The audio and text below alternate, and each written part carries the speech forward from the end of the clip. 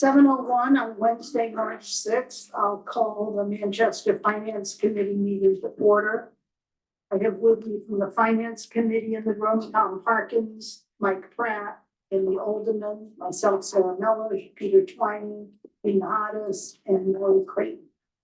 Also have Town Administrator Pam. How do you pronounce your last name? All of a sudden I'm drawing a blank. Bowden? That's close enough. Bodwin. Oh, okay. Bowden from the school. It's been district. butchered so badly my whole life. Anything close enough works. Ann Harrison from the select board. Erica Spencer from the school committee, Jody Harris from Essex FinCom, and Anna Lynn Mitchell from the school committee. In case you might not have guessed, we're going to start off the meeting reviewing the Manchester Essex Regional School District fiscal year 2025 operating budget. You all set? Nope. Sorry, okay, press that button. So I distributed the full budget to all of the finance committee members earlier this week. Do we have questions? Would you like Pam to give us a brief overview? What would we like to do? Probably an overview, and I think for my part, I think context, not only for this year, but relative to what was a much bigger hill than we were trying to climb last year, and that we feel like we're in this year relevant to that. There's differences there. I guess we'll start with the hill concept, which is, I think our hill is always relative to where the two towns are at. And I think I'd like to dispel what Christ. Yeah, Gail, can you hear Pam? Gail, I can be louder. No, I'm good, thanks. Okay. Thanks. So maybe very boring, but our goal every year is to get into that 3 to 3.5 mark, knowing that our healthcare, our personnel typically comes in over 4, just by natural growth. So we see our mission always to be stable and reliable and to use the resources we have, whether it be reserves, right sizing. Nutrition has been a big part of that. Structures, efficiencies, anything we can do to make sure we're living within our obligation, always knowing that if there were some extreme circumstance, like the healthcare is at 25%, we have to come to the table and say, we can't do it this year. So I think the conversation over the past few years it's elevated to the point where people are talking about it as if it were a crisis, but it's really it is our annual struggle to try to get to within the affordability range of both of the communities. And we've just been in a position where the appropriate apportionment formula has made it a very difficult hill for Essex to climb. And what is a typical growth number for us at 3 and 3.5 is sending them into the 4.5 to 5 range. So I think, when we're talking in public and talking about options to manage it, some of those things sound crisis-like to people. I think we've more been trying to, maybe on us, maybe we caused it. We've been trying to kind of sound the alarm that we're going to run out of good efficiencies and smart things to do and start to make cuts that we can't really support any longer. We're kind of teetering on that end. We came up with a package this year because we're starting to see some movement in our special ed population. It comes in waves in terms of what their disabilities are and the types of programs that we have. We found some options for consolidation there, so we're able to find some reductions to fund other things. But I would say our process internally has not really changed, which is we see it as our mission to come in as low as possible, knowing that, once we hit 3.5 and beyond, it's extremely problematic, and that we need to use all the tools in our toolbox to manage that cost downward and then take into consideration the position of both towns in any given year and work to get as close to those numbers as possible. So this year, we started with, and I think we still have an eye going into next year on our healthcare numbers, it started to sound like the conversation we had just after our last override, where we were experiencing an increase in large losses, so cases that are catastrophic and start to, cost more than we're paying into the system. And I think our brokers were good to bring that to our attention earlier this time, because they know my position on how I felt. And they were very late to the game last time around. So we started with a pretty high number at 14.5, but it was a high number that they thought was reasonable given where we were at. Luckily, we worked with them and told them that we would not be against going out to bid this year if they couldn't come in with a more reasonable number. We were able to get them down to 7.9. I think we have an eye, which was pretty much on average with where other communities were coming in for this year. And next year, we kind of have in our back pocket the ability to go out to bid. Bidding is just really disruptive. Hard to believe that's a good outcome. 7.9. I am worried about where we're gonna be next year because we're starting to see that come up. I think towns are at 9, just talking to other communities, 9 and 10 seems to be a popular number even with other districts. You know, Greg, where our healthcare on the town side? But we came in at just over 5. The other good year. At that point, they were citing a Maya renewal somewhere between 6 and 9. Yes. So to come in the 7s, because I think if we do go out to bid, Maya is something we need to consider. And I think it's important to have Michelle, the new director, on, because I think the move to Maya is more of a long-term obligation. And I think we've gotten off of the changing every year just because it's so disruptive. And I think after a couple of rounds, you stop looking like a good partner. So I think Maya is under consideration for next year unless Tufts is, willing to work with us. It's stable. I think stability is important. We want to try to navigate the spikes. Right? Do we use Maya for the town? Yeah. Yeah. For DPW, town hall, police, but everybody? Yeah, police has an option of Teamster. Plan, but we don't pay any more than what we would pay for. And you're more expert in this. My like with Maya is you never go too high and you never go to it's the stability factor. Your low highs are buffered because you're part of the big pool. But you're right, I mean, So Bigger the you don't pool in you don't general. necessarily get the lowest, but you are buffered against the high. but in general, the bigger the pool, Mhm. with many things. Yeah, insurance is tough. We were flipping more regularly. We were getting 0 1 year, 3 1 year. So we had been riding high. And then got the backlash. So in terms of where our budget was at this year, I think we were trying to approach it to, sensitive to both communities. Not aiming for any particular number. I think the committee had asked us to kind of bring forward your true wants and needs. And we did that, and what we were able to do with some of the internal reorganizations and shifting and use of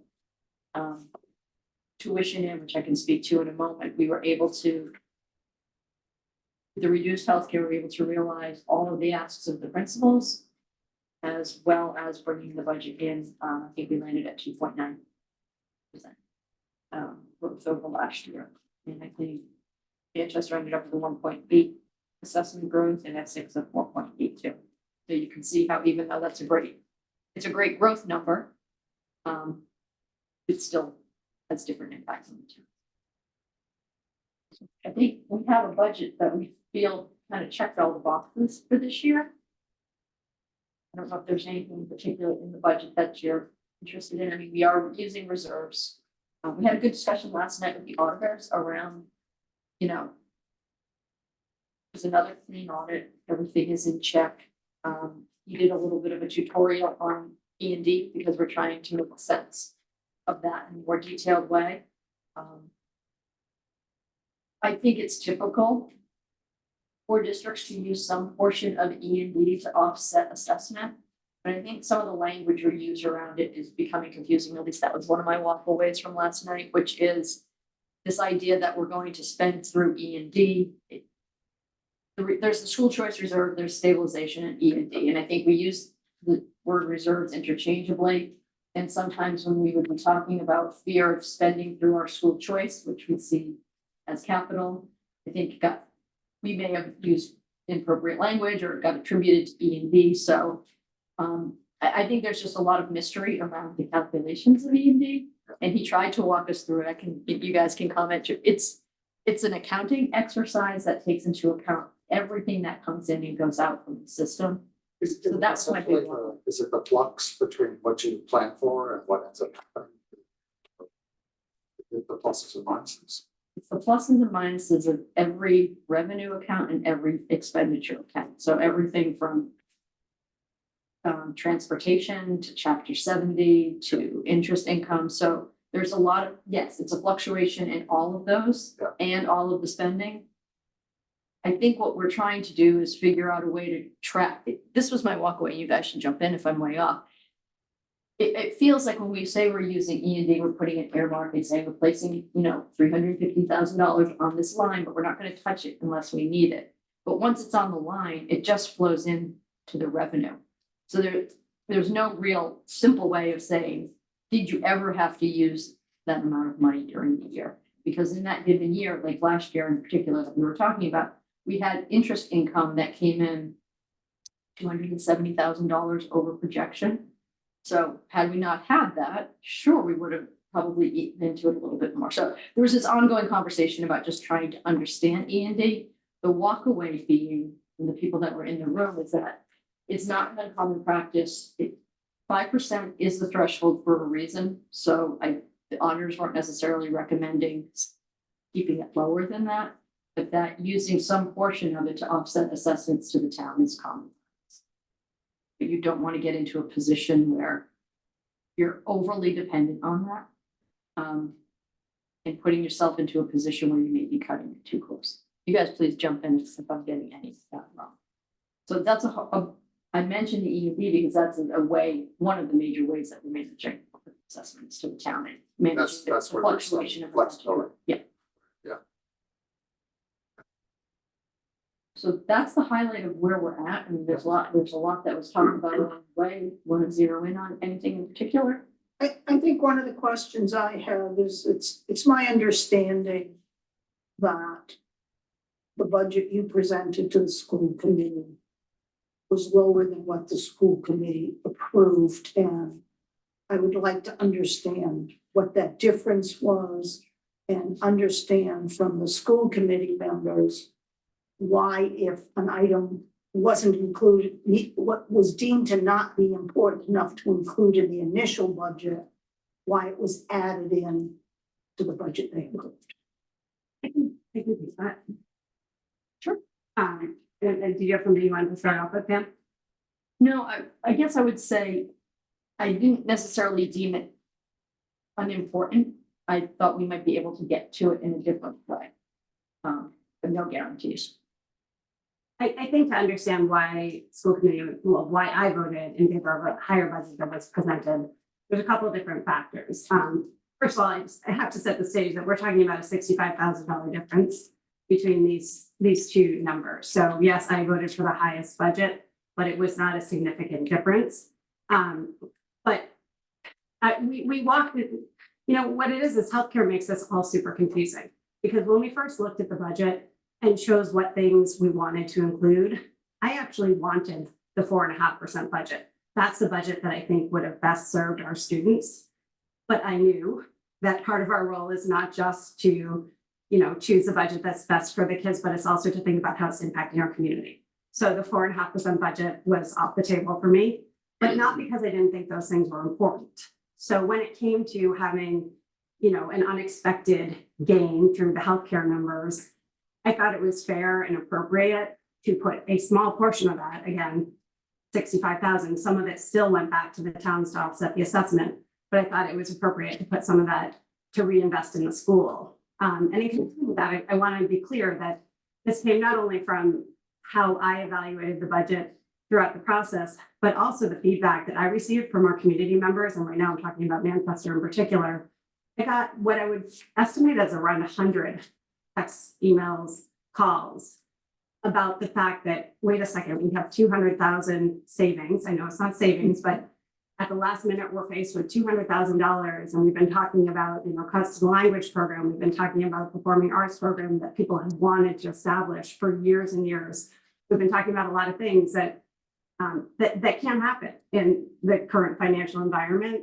And so there are a lot of residents who I heard from that said, no, don't give that back to the towns, please. Don't use that to offset the investment. Please think about reinvesting in our schools, because we've been having consistent cuts, and we'd really like you to think about this differently. So it was, those two things combined, and also the dollar value that we were talking about, that led me to vote for a slightly higher budget than what Pam had highlighted. Yeah, I mean, in principle, I disagree with the concept of going for the higher, but then we factor in the materiality, and it's 65,000, right? It's two TAs. So for me, what Pam recommended for the 2.77% increase was factoring the schedule change. And at that time, personally, I don't feel like we're ready to make a decision on the schedule change, even though potentially it might have some savings, there are a lot of pros and cons. But we were presented with a schedule change, the pros and cons, I think a week or 2 weeks before the budget process, the budget vote. I think as a community, changing the student schedule is a big deal. It impacts not just the students, but the parents, but the community, but everybody. And I don't feel like we have done enough homework to understand exactly what's the impact of that and make an educated guess or a decision, I shouldn't say guess, educated decision on that. So if the budget was based on the savings that we're going to make from the scheduling, because we're not ready to do the scheduling, for me, I don't think that we are ready to go for that budget if it's based on scheduling change.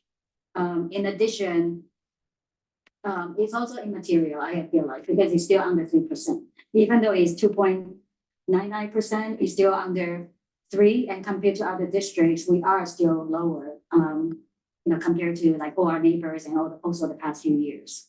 But one thing I do want to recognize is we still have a lot of work to do as a school committee.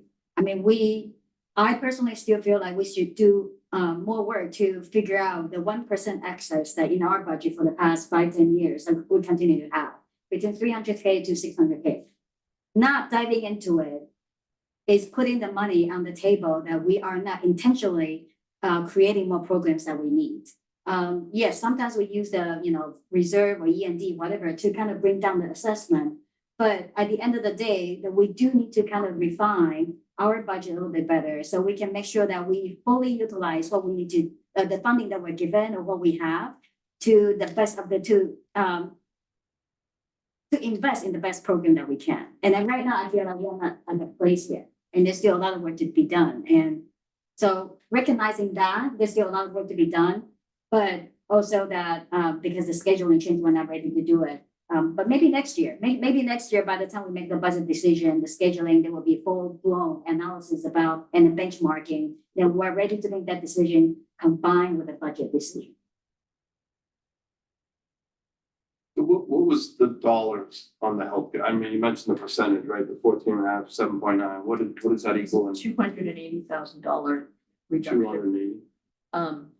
A good portion of which went into a set aside for our open contract negotiation with our teaching assistant unit. So that's where the first, I think, $95,000 set aside went. So the budget that's before us, what's the impact on programs that have been offered this year as we look to next? Are there reductions to programs that we are now offering? No, in fact, we're bringing on 2 instructional specialists instructional coaches, at the elementary level in ELA and mathematics to help coach teachers and improve instructional practice for better outcomes for students. So this is actually, from my view, a budget that starts to help us position us to meet the goals in our strategic plan and start to build back programming in world language in libraries. We're not ready to put back world language in libraries yet. We were prepared at the middle school, but we're not prepared to bring back the elementary program. We have work to do. So I don't think that would be a sound investment at this time. I know it's a community want right now, so I think the leadership team, people responsible are working on realigning us to the new standards to bring forward a program that can have better results and better vertical alignment and have some more measurable impact on later years. There's a lot of feelings around it, and I completely understand it is something that has been part of our program for a long time. But we don't really ever put forward something for reduction or reorganization that we feel is a necessary component of our program. If we're in that, then we are sounding a crisis alarm. Even looking at the high school schedule, again, there's a lot of emotion around it and a lot of things to like and a lot of things not to like about the changes. In fact, our leadership team is very excited about some of the potential for the shift. And it was really a shift. It would have been replicating the Hamilton Wenham schedule, but it's markedly different than what we're offering now. So I am with Anna. I think it needs more time to be discussed with different groups and develop some understanding around it. And I think it's actually opening the door to different ideas on what we could do with the schedule, not all of which will be cost savings. Some of them may require greater investment if we're looking to increase instruction time. So a simple answer to your question is we're very pleased with this year's budget. We think it both supports the program and the goals. It may not be moving fast enough to reinstate some things, but it's moving at a pace which is aligned with our ability to implement things well. And I think because the committee did support adding those additional TA positions, we have some incremental pieces in there that will allow us to bring back something like the librarian and we're halfway to the cost of bringing it back. So there are a lot of positives in the budget. I think the cautions are, we did increase school choice by $100,000 in terms of raising revenue, and it does rely on $350,000 of VUD. So we're proud of the number that we brought in, but we're getting to that number by using some internal resources to get there. So if we were to pull those out, it would be a larger cost to the towns. Does that answer the question? It does. I think what it tells me is you're looking at this from the point of view of moving forward with some of your priorities. It doesn't move backwards. Correct. And where does it leave us as we think about the time ahead? Next year and the years ahead that. I think our strategic goal for stability is what I would come back to answer that question. What I think what I know the district is asking for is a sense of stability. For a long time, we've aimed for that 3.5%. Some may like it and some may not, but we knew the box we needed to live in, and we could make long-term plans based on that. So if we knew we had an investment year coming up, we knew we'd have to trim back in the following year. I feel like in the past few years, it's just been a moving target of what the acceptable number is each year, and that we've spent more time trying to ascertain what that number is and less time trying to build a budget within constraints that supports where we're going, even though it may not be moving us as quickly as we want to. I think we had a lot of success looking multiple years out in terms of where our staffing would be, where we could project some efficiencies down the line, where we would have retirements, because we knew what the target was. And for us, having some sense of the target, and I'll say it very plainly, even if that target's 2.5%, I don't have to like it. But if I know what it is and it's going to be reliably, we can build toward it and do our best with what we have. It will force more uncomfortable choices that the community will support. Can I ask a sort of a basic question? I'm hearing a mixed message, I think. Okay. Unless I'm confused and I missed something, but it sounds like the school committee wants more and wants to push more, but you're saying you're happy with the budget. So there seems to me to be something of a mixed message there. That's my answer.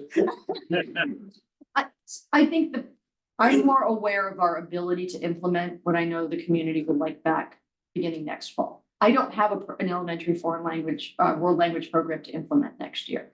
and we don't have the time to put a quality one together, so I wouldn't put.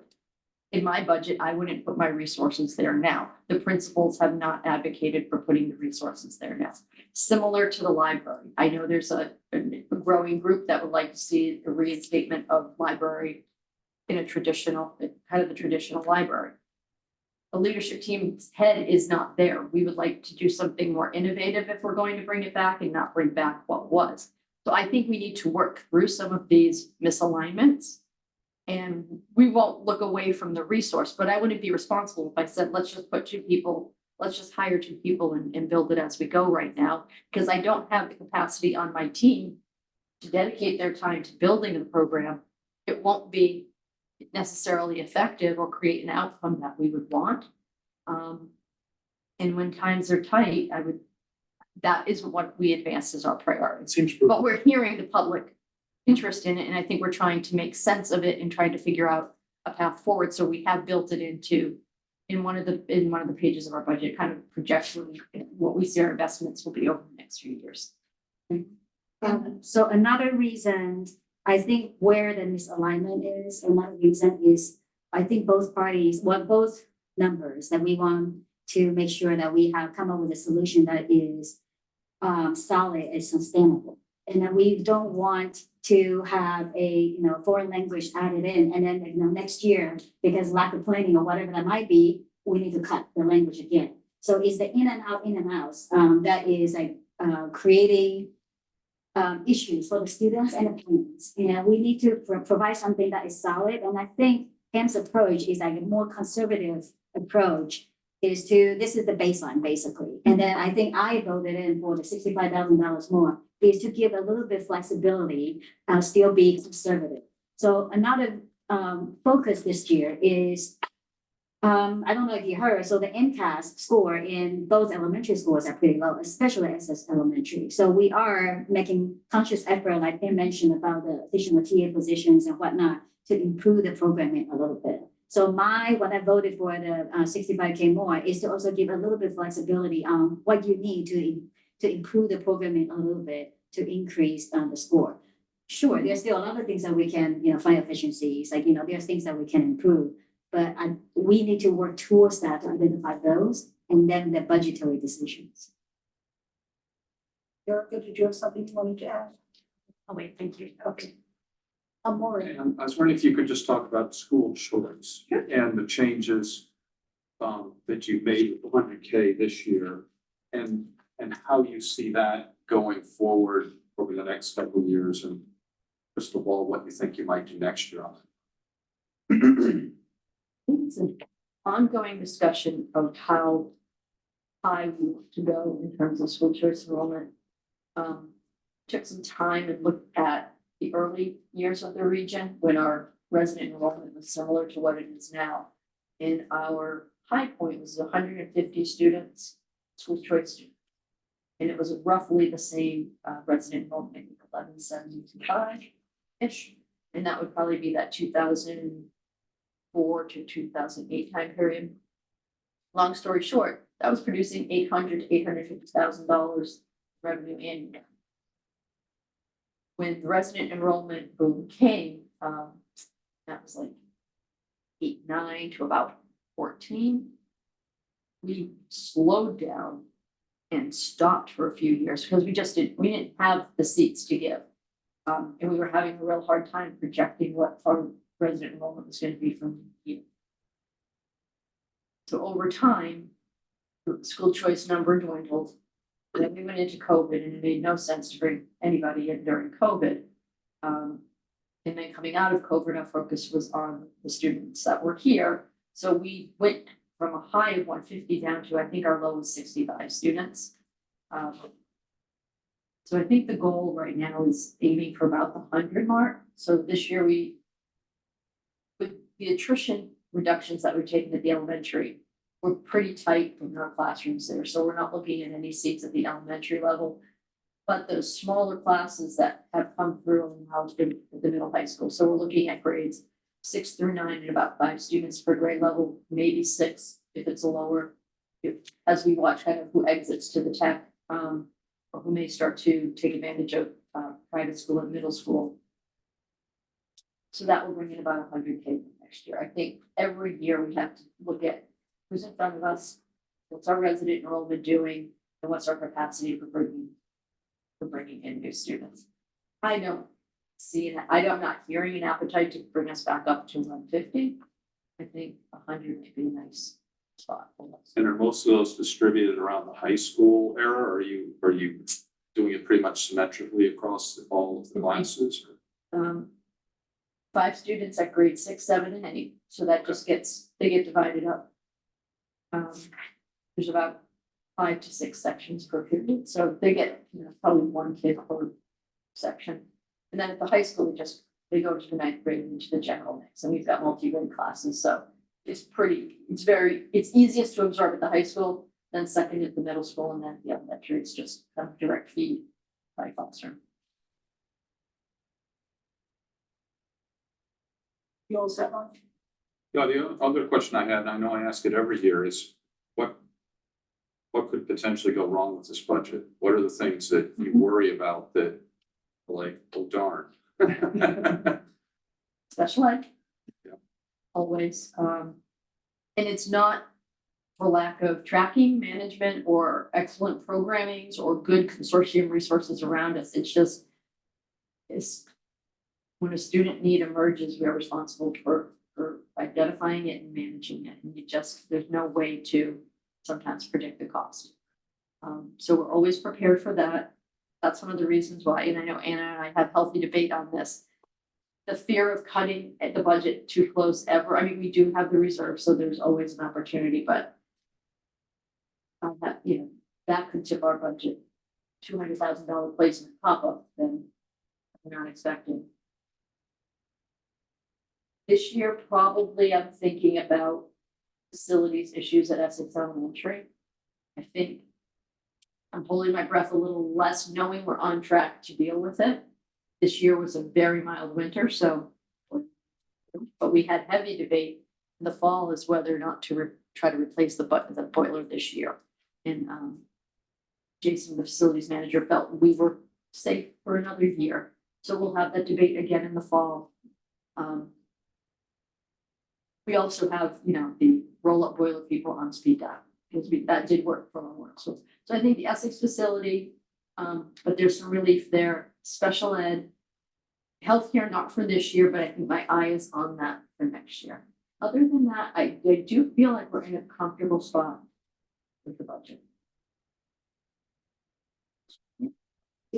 Well, I have a question. I know that the state is cutting budgets a lot, and is there any sign that either last year we had a 2% increase in aid? Is that gonna come through? Is that on track? Our Forecasts. Our aid forecast is at worst $30 per student, at best $60 per student. I believe we factored on 60 because that's what we received last year. So that could be a place where we experience a setback, because they won't settle their budget until July. So our chapter 70 is very stable. We're a hold harmless district, so the decline in enrollment, we're not getting penalized for, but we're not getting any increase per head. So that's where the $30 per student comes. It's a flat rate. We did take a little bit of a hit on busing because it's a blessing, right? Blessing and a curse.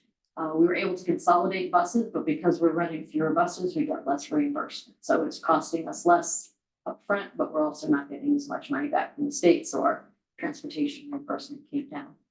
We're working right now on filing chapter circuit breaker. That's more confusing than E&D, but essentially it's the states. The state reimburses us for high level out of district tuitions, and there's a whole formula as to when it kicks in. But because there was a 14% increase in tuition for private placements last year, the state has put together a relief package that we're in the process of applying for. And if we have enough students at very high priced out of district placements and we meet the threshold, we might stand to see an increase in circuit breaker this year. The good news on that is, good news and bad news, it can only be spent on district tuitions and in special education, but it takes a little pressure off of the general fund if we were to have any surprises. So that's one way we can mitigate surprises. But with these state reimbursement programs, they're in year, so you can't really budget for them a year out. Because, I mean, we were documenting today within 15-minute increments of an FTE, how the services are provided to students. So it's all based on to where we are in the year in an actual sense, then they'll calculate potential reimbursement. So we can't tell you what that might be at this time next year. But it's a nice to have, but it's a hard to come. Back to your question, Maureen, this was, So from a Yeah. cash flow point of view, does circuit breaker fund you within the current fiscal year, or is there a year lag? there's a year lag and a year roll forward. So you can hold on to and reserve. I want to use the word reserve because we're using it here. It's a revolving fund that you can spend it in this year to offset, or you can spend it in the following year. So you'll see some of the prepaying that we do comes from this. Your other question about things that are on my mind, it's not up there with special ed, but another thing we're monitoring is enrollment at Memorial School. So the bulk of the staffing reductions came through attrition at Memorial School. And if you remember, when we were building the school, we had 430 students there. And we're averaging 3 and 4 classrooms per grade level. We're down to 2 classrooms per grade level right now. So we reduced 5 teachers there. But we're tight. We're at our benchmark. We're like 21 to 22, some are up to 23. So something that will be a challenge and won't make you feel so great about the budget is when and if we have to start adding teachers back in, because there likely won't be enough offset in another area to start bringing in staff, because it'll mean we're expanding again. And we have contracted, probably doesn't feel it, but we have contracted the budget and the staffing.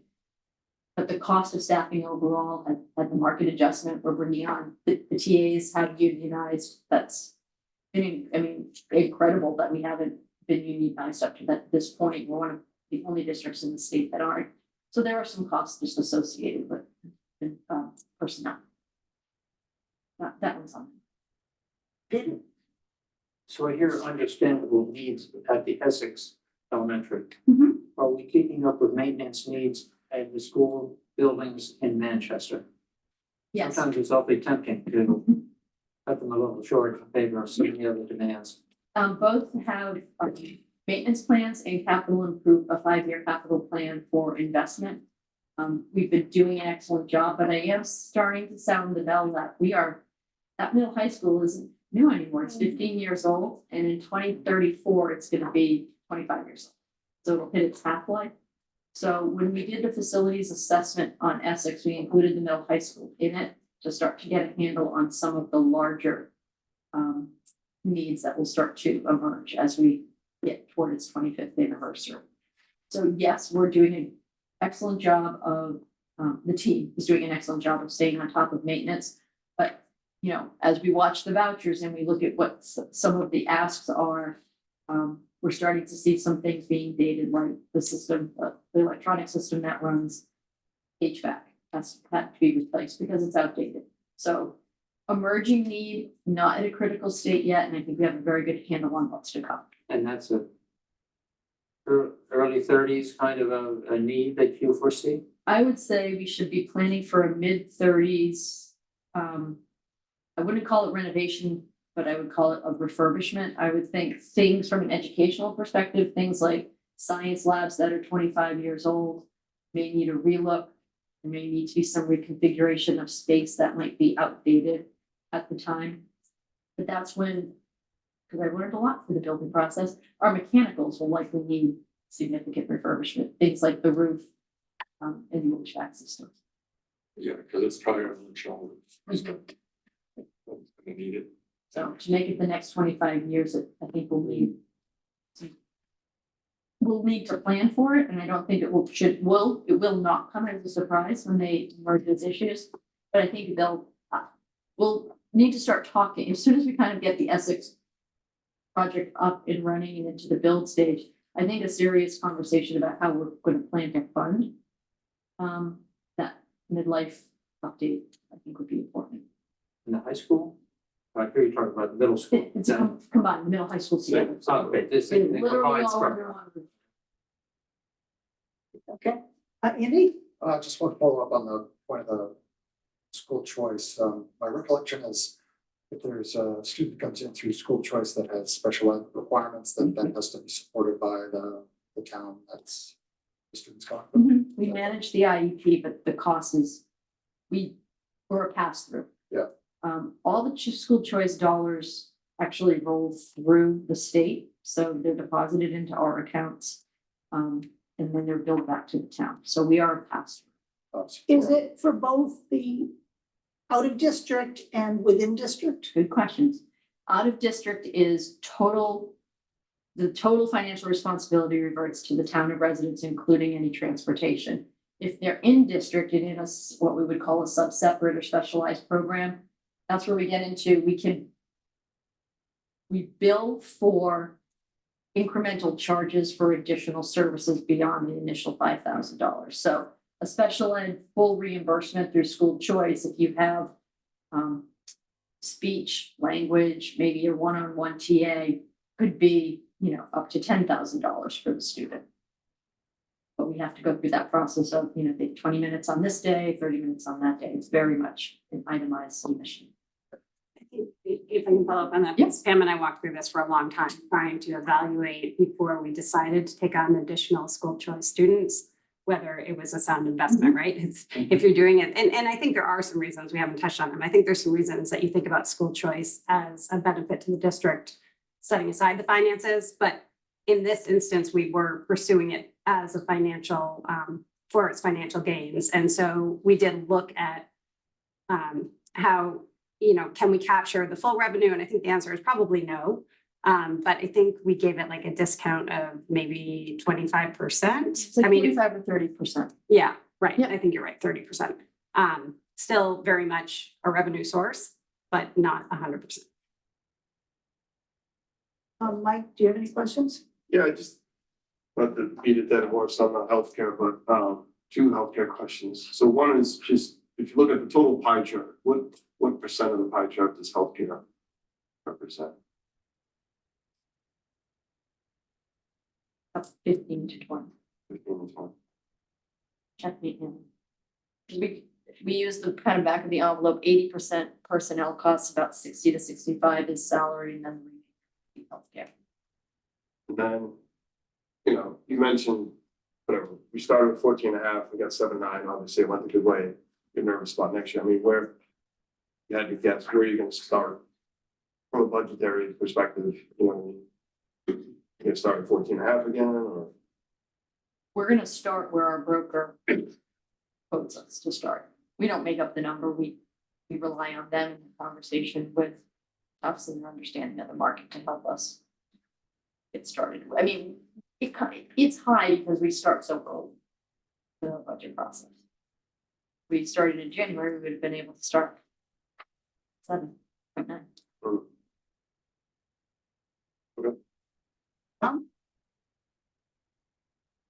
Now we have two members of the Essex FinCom. Jody or Ben, do you have any questions? I guess, back in December, Avi had led us to believe that if healthcare cost was reduced, which he felt it would be reduced, he just didn't know how much it was. He indicated it was gonna be $44,000 per percentage point that it dropped. And that would reduce the budget line item, and I think that it was portrayed that that was gonna flow through the budget. So you took the 280 and reinvested it. All of it, I know part of it's for the TA contract set aside, and where did the rest of it go? To reducing the assessment less than 60,000 that they added, that the committee endorsed for additional staffing. So 280, I think it's 95 for the TAs. that's what I had written down, and then the 65 reinvestment. But that reinvestment was something that you weren't recommending because you were concerned, right? I think you said you were concerned that what happens next year, you didn't want to bring on staff if you couldn't keep that staff next year. I'll be honest, I had come out with a recommendation for a carry forward budget. We got the healthcare reduction. I took out for a known expense, which is going to be a TA contract. We haven't settled it yet, so it's an estimate.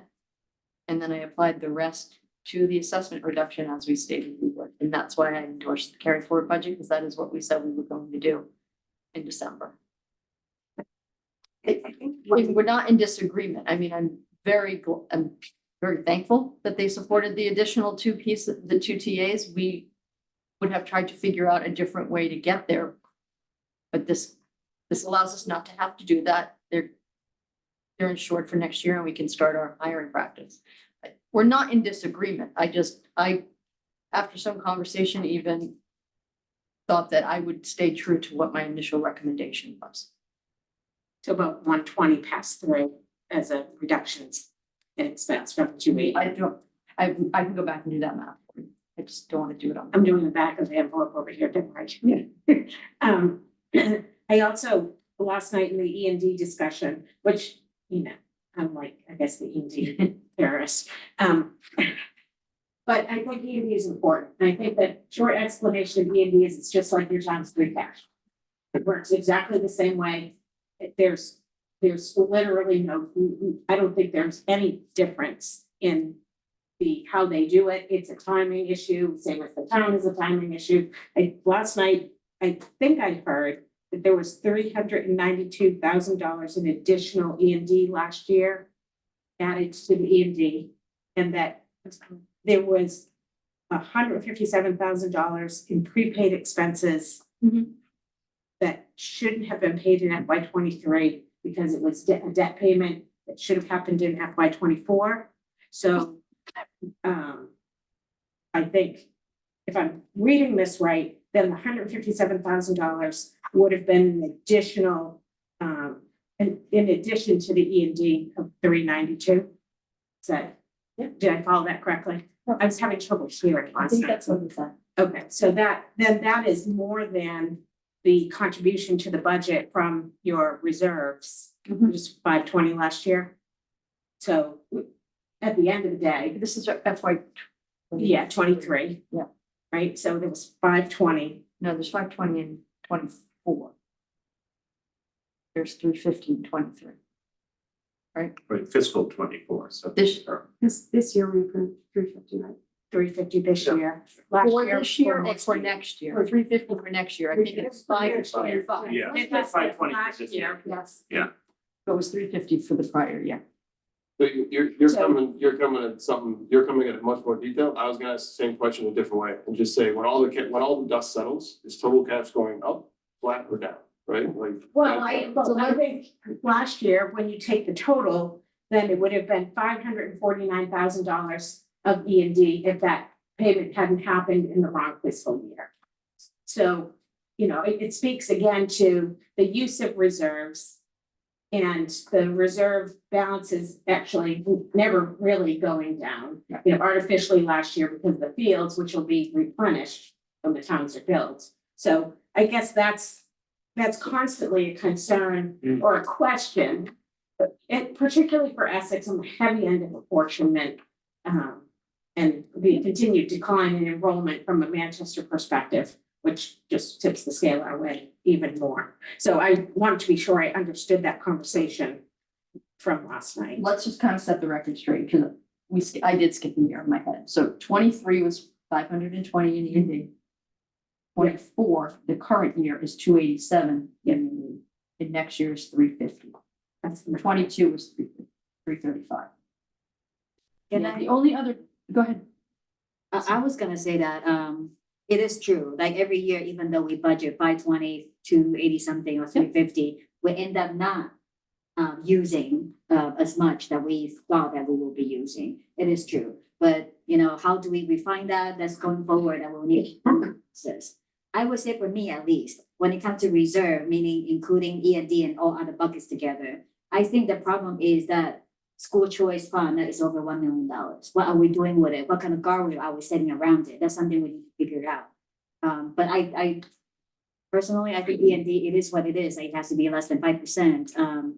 Are we not using what we said we're gonna use? Sure, but we can probably do that.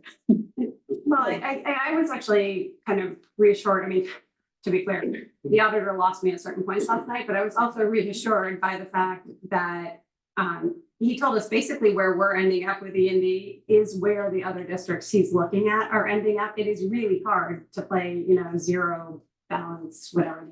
So that's why there's a 5% threshold built into the law.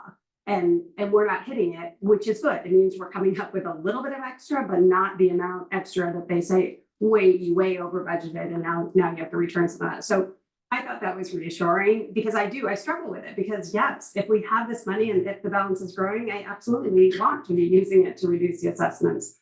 But it's hard to find a scientific way to go about that and not, you know, be living a little too close to the edge. The other point I wanted to make, because it was important to me, last night I'd been concerned about this whole, like, why are we prepaying something that we're not supposed to be prepaying? And I think as the facts came out last night, what happened is we wrote a check on June 30th that wasn't permitted to be written until July 1st. And we did that because of concern over bank holidays. So this wasn't an issue of, to the extent that it came across as us, something happening. It was just the wrong bucket. It was the wrong bucket, but They didn't print too early. Yeah, I think so, but I think It that just some affected people, E&D. when they heard that we're prepaying early, it sounded like perhaps it was strategic or something, nefarious, and all it was a day. That was misjudgment. And the other piece that I heard last night too was we had about $270,000 of unanticipated interest income last year, which adds to the net savings at the end of the year. And like Eric is saying, his explanation is it is like free cash, but it's there to backstop the prepayment mistake. We didn't get the extra revenue, if we had unanticipated special education costs, if there is, chapter 70, all of a sudden they changed it and we're not getting money. So it's there for the ebbs and the flows, I think is what my walkaway was. And we're pretty typical in where we land and how we use it. Which I think is different from the town free cash. Town free cash has to be appropriated. Whereas the school district doesn't have to be approved by the towns. It does. Use Use of of E&D can only be, has to be put into the budget and approved as part of the budget process. Okay. Yeah. But only E&D, not the rest. But if you were short during the year, and you could go to your stabilization account during the year. School choice, first school choice. So side note on school choice has been expended on the turf field. So we've drawn that down. The turf field cost 1.4 million. We had about 1.5, so that account has been drawn down from any reserve or balance that it had in it. The plan is to, once you take the final appropriation vote in April, we'll amend this year's budget and be able to invoice the towns for the appropriations that you made at your different town meetings.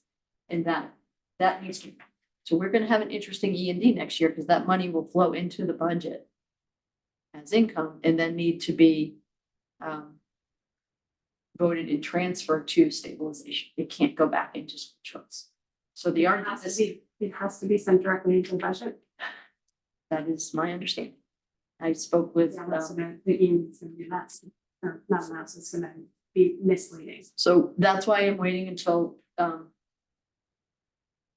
Michelle's on in April so that we can really walk through it together. But I did speak to a couple of people. I spoke to another regional school district. The issue with school choice is the only deposit that can be made into school choice can be from DESI. We can't deposit into it. We can spend out of it on things that support the educational program. So it'll just have to go into the stabilization account, and that's a school committee appropriation. Well, but that's not actually true, because if it does go through as free cash, I mean, as E&D, then it's gonna kick you into that over 5%. The budget amendment will include income in and a transfer to stabilization. because that would then trigger another issue with that. Because otherwise it would put us over. Yeah. Right, and then you would have to. use it. I'm not well versed and I don't want to start theorizing. I don't know if you can take it in 1 year. I think you can take it in one fiscal year and then put it in as a transfer in the following fiscal year, and that comes off your E and D balance. We've done that in the past. So to be clear, the school choice funds were expended temporarily, but will be refunded back into your reserve account. Stabilization. Whatever reserve account it goes into, it will be Yeah, refunded. So it's artificially, spent down now, but it will be I refunded. know to spend down only because the school choice reserve account gets a lot of discussion. I don't think we'll have to discuss it too much any longer because it will just be a revolving account for special, for school choice. Ben, did you have any questions? Yeah, I had two questions. One should be an easy one. In terms of school choice, in terms of the students who are requesting to enroll, what percentage of them are we taking in? So you mentioned the 100K, that was 100K, must be on 20 students. Are we getting 20 requests or are we getting a number that's much higher than We had that? 140 to 150 applications. So it's a small percentage that we're. I can get you better numbers. What ends up happening is kindergarten is very, very popular. Elementary early grades are popular. Then your 6th grade and your ninth grade has a good number of kids. Years that it's not always the best for transition have smaller numbers. So what we end up taking as a percentage for applicant at each grade level will look very different. But yes, it's a popular program.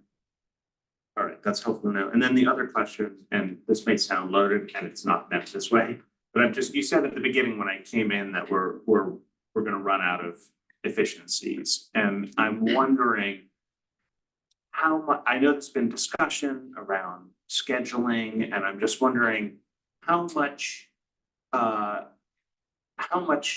do you think we've squeezed the sponge at this point? If you think about becoming more operationally efficient, do you think that we're like 50%, like 70%? I don't know that I can put a percentage on it, put a tolerance level on it, and I think that's what we're experiencing with the schedule. So if I back myself out, I take my instructional leader hat off for a minute and put it over here. The schedule that was proposed is a sound schedule. It's the schedule that's very similar to Hamilton and Wenham. It's not an uncommon schedule. It is not the best schedule for us at this point in time, and I think what I learned through the process is that changing the schedule for the sake of efficiency was not acceptable to our population at this point in time. Now, perhaps we could look at it, make some changes to it, and propose it in a way that is more palatable to people. But to be honest, we took on the scheduling issue, not because we thought something was fundamentally broken, but we saw an opportunity to create efficiency in our staffing. So I think what we're bumping up against, it's something that I was trying to say a couple of years ago. It's not that that's an operational efficiency. If you just kind of black and white, how can I save money by deploying staff in a different way? It's not a question, is this the best schedule in organization to support the program we have and the outcomes for kids? And I think we're starting to get significant pushback on shifting to a model where efficiency drives the educational decision over what's in the best interest of kids. So Well, I can't. maybe it just needs to be packaged together where program enhancements, are here and efficiencies are here and there's some degree of interplay. So Budget has that outlined for you, right? Yeah. So for everything we're looking to add, it shows where we tried to find something that was either overstaffed or could be phased out due to enrollment or a change in the population and how that's reinvested to pay for those things. I think those were accepted and they weren't challenged. But I think the conversation around reorganizing the high school to save money was met with, would you be doing this if it weren't for the need to save money, and if you do this, can you guarantee us that we're not gonna be cutting jobs? And I couldn't answer either of those. I mean, yes, we're doing it because we wanted to save money. It wasn't like we did some educational self-study. We just went through a NEAS multi-year accreditation review. And our schedule is visited by other schools because it's a model schedule. So we are absolutely doing it to try to save money. And that was pushback for us. I think your two principals, but really did a good job at explaining like 9 great reasons why, out of the 10, changes, that were 9 great educational reasons to make the schedule change. I understand change is tough, and I think, doing it with a thought of it's saving $65,000 is the best way to introduce a change. And I think that would have been a tough push for the high school principal being new. Wasn't in the best interest. But I do think that at the workshop, they did a really great job of identifying the positives in this schedule change. And I think it was more time on learning, more time with teachers, more teacher prep time. It had a lot of pluses. Let's be teacher. The tough part for me in listening to that, and I do think I was surprised by how many, they were 3 teenagers, so they had a lot of feedback for me on their end, but so I was surprised to hear all the positives, but the thing that makes me a little bit skeptical is the wrong word, but these principals will be faced with implementing that schedule change. So if Pam decides that that is the schedule that needs to happen, if that's the decision, the principals have to put their best foot, all the favorable things forward. I don't think that they were in a position that they could say to us, we think this stinks. Because they didn't know if they were going to be faced with implementing. I think we're gonna continue to study because I mean, there were aspects of it that they liked. Yes, But I totally agree. I just don't think they. I don't think they'll be they- shy when asked. They did not. I don't want to be going back and forth on scheduling change. It's not in this budget. No. Definitely. The directive was find an efficiency. It wasn't an organic educational evolution that we wanted to change the schedule to try to improve quality of education and seek an efficiency as a byproduct. I think that's important. The why is important to understanding some of the feedback that we got. But we're going to continue next year. The plan is to look, like I said, we may end up with something more expensive than we had. Dan, did you have any questions back there in the corner? With your knitting mess? Yeah, right. I guess I haven't been paying complete attention. Did you in fact cut your payment to OPEB? We did use $150,000 of OPEB offset. So we'll reduce the payment by 150. But last night, we're also in good shape with OPEB, so Avi had had some extensive conversations with the actuaries the year before. And it was, as a result of those conversations, he was very comfortable with the 150. And it wouldn't derail us. When are you scheduled to pay it off? Do you know? No. Not soon. Right? So, not to get to the feasibility study. Yeah. But before we get there, I guess, thank you to our Essex neighbors for coming. Do you want to give us a sense of how this is landing in Essex? We are not all the way through our budget. We're finishing up as you are. And we are working, with our part-time town accountant. So we've met with the major departments and I'm seeing a few overestimation of revenues. It was looking pretty good. Our prayers may have been answered, but it's getting much tighter as we met with some departments. So to be perfectly honest, when our town accountant was leaving, he put out a memo on what to budget for that our FinCom didn't have any part of. So when we received the budgets back in January, we didn't get until the end of January, we looked at them and said, holy cow, you know, this, we might be in good shape. And then we started to delve into some of those budgets, and they had already almost taken on the austerity budget tag. So we're trying to remediate some of those things. As you know, we continue to dance on the fine line of call fire department, and they underfunded themselves, and to save $1 million, we've got to spend a few more dollars there, keep them trained and whatnot. So we're honing in on it. We'll talk to the board of selectmen on Monday night, and we'll probably have a couple more meetings to go back and forth, a couple capital project issues. So it's not, we're not screaming down the street at, you know, an override at $200,000, but I'm not saying we're out of the territory yet either. But with that being said, I do want to thank you, Pam, for your advocacy on the compromise of the carry forward. Because I mean, I know we're not talking about a big delta between the three options that were laid out, but you know, we're working hard to make it work, and appreciate you sort of trying to think about both sides of the picture. I think with the feasibility study, you know, coming up, I think it's really important, you know, for Essex to make sure that, you know, we keep that, you know, forefront of our minds. We know that it needs to be funded, and I think Pam said the numbers come in now, so we can slot that into our placeholder for annual town meeting. So we're just, I'm fitting the puzzle pieces in. I'm still new, so it's Do we think there's a little relief on the enrollment issue in terms of shift of portion that, or is that not? Nothing significant. And so it continue to be a significant it's challenge. Yeah, we know that. very heavy, yep. Well, I think when you go from almost 1,600 students to 1,123 or whatever it is, and how many of those are choice students?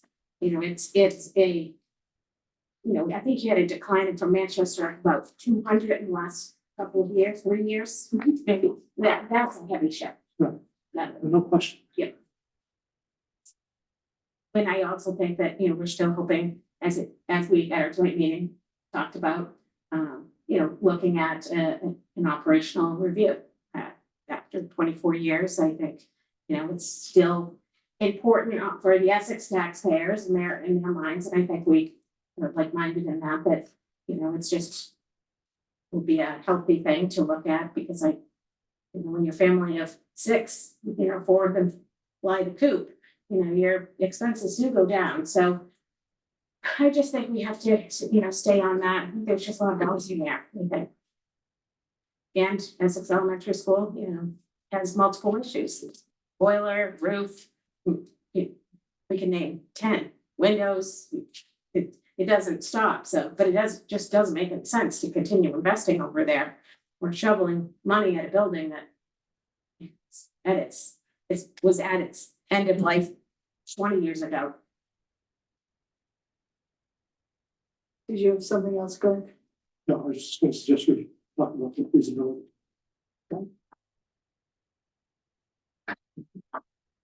So I did send an invitation, we reactivated our facilities subcommittee. We met last week to start digging into the MSBA timeline and process.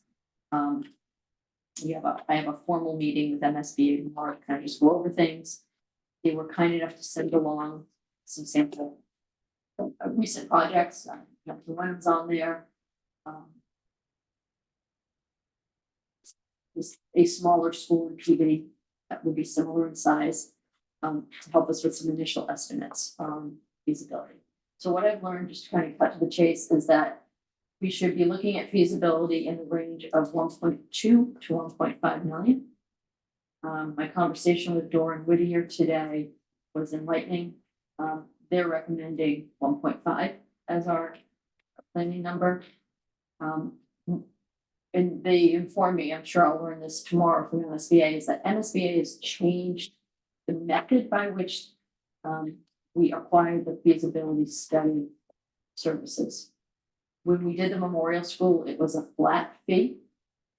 So they would bid and have to fit their services into whatever number they proposed to us. or whatever number they agreed to. Now they've moved to a time and materials methodology, which puts a little bit more uncertainty in what the total outcome will be. So I will go through with them. He thought some of their identified projects that they were benchmarking us against, they have been like, Peabody was probably under the old system, Hamilton Wenham maybe under, so I will have a conversation with them.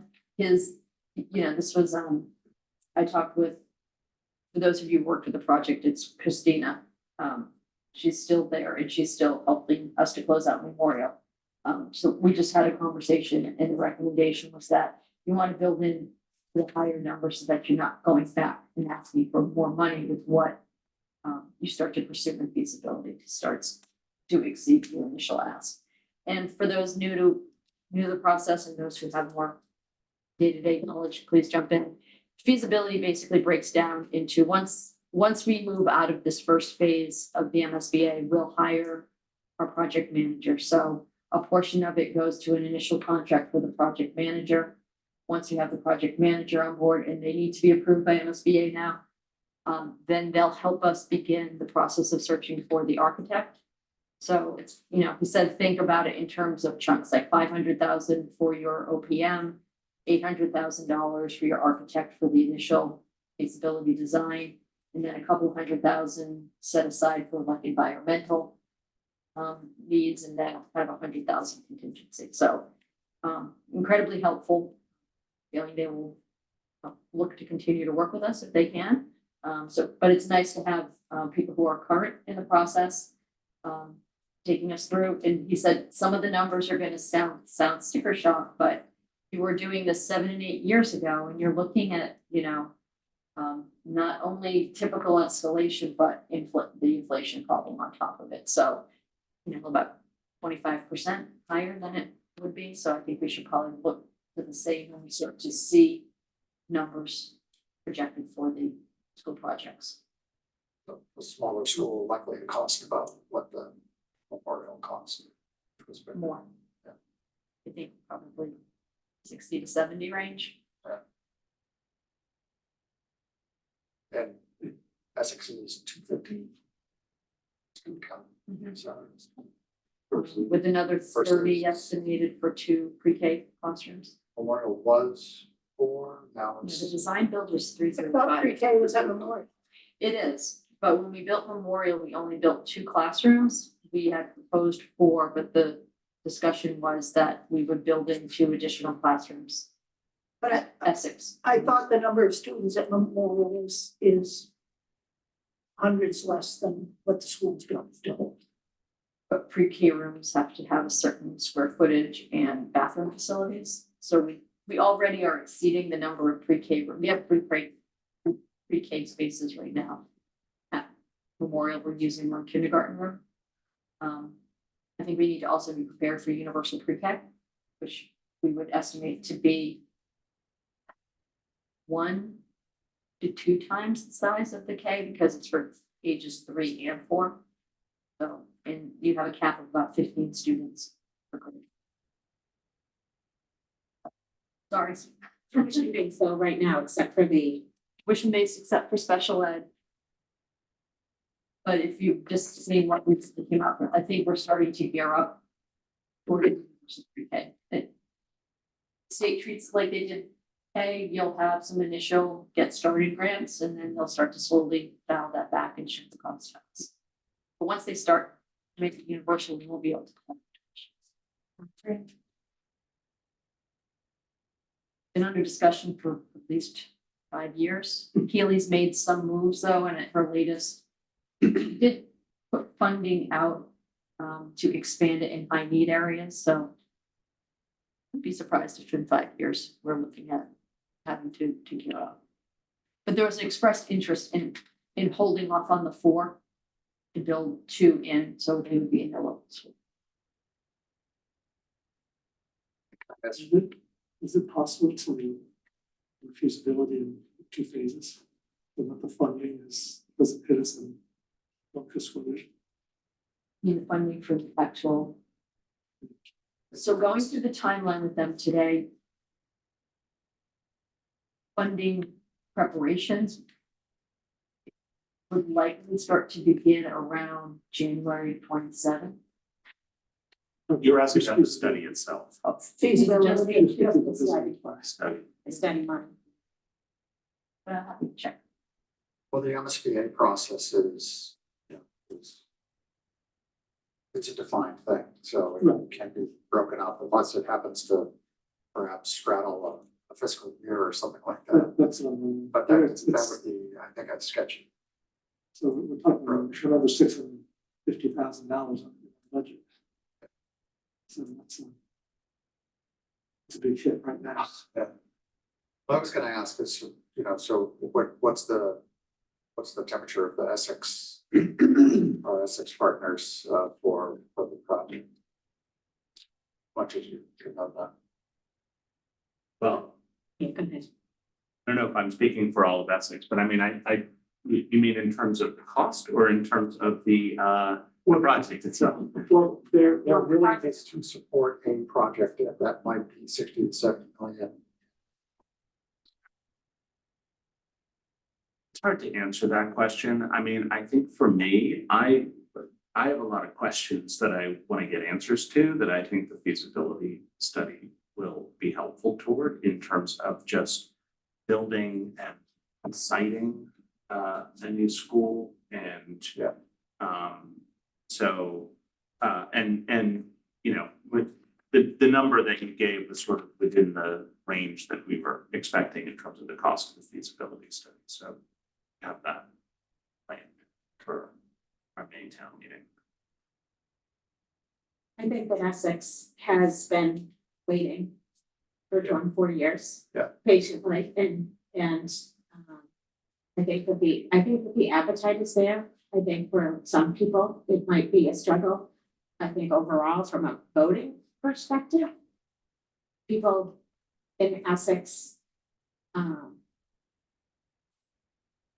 old Yankees still, but when it comes to a capital project, you know, they wait for the right capital project and then they support it, but they're still looking for the same things, you know, efficiencies and whatnot, but I do believe that they know that this is, you know, the last leg of the regionalization agreement, right? That, you know, we came together, we built a middle high school, we built a memorial school, we knew we would be last, and we've been preparing for this. You know, are they preparing for inflation and, you know, building costs? I mean, that's a month's one, but I think that it's what they value. They value this. Yeah. I guess it's confusing to me because I get the difference obviously of finance guy between operating and CapEx, but on the other hand, cash is cash, right? And a $60 million school, high level, 2040. So there's an extra 20 million that it's just gonna flow through to the property taxes, right? So.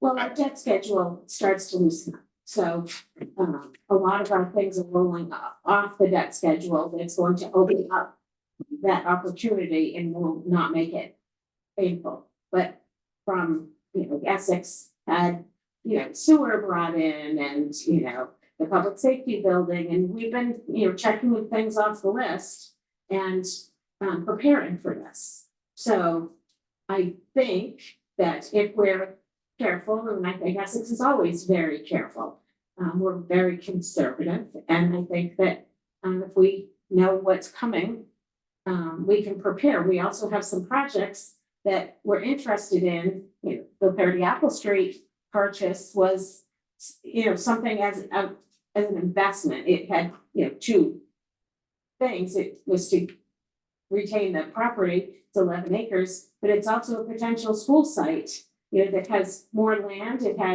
It's not wet in the back. You could build there while your kids are going to school in one spot, and then the opportunity to have, say, an over 55 housing project that'll bring more revenue.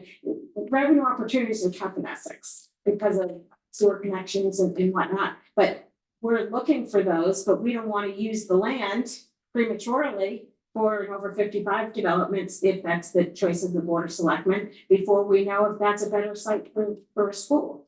it could be a much better site for school and, you know, a cleaner project and easier builds, not around kids. But I mean, the back of Essex Elementary is swampy. Yeah. So. But I think they're looking forward to feasibility study. My question was asked from the perspective of just making sure that, you know, the project wasn't something that we're gonna be able to absorb. You know, because, you know, we're fighting the battle, you guys are currently fighting the battle that we fought, you know, 10 years ago or so, and to a greater degree, just in terms of the operating budget, so just making sure that we have the appetite also for this capital project. I actually think the two are coupled somewhat, because you can get excited about a capital project.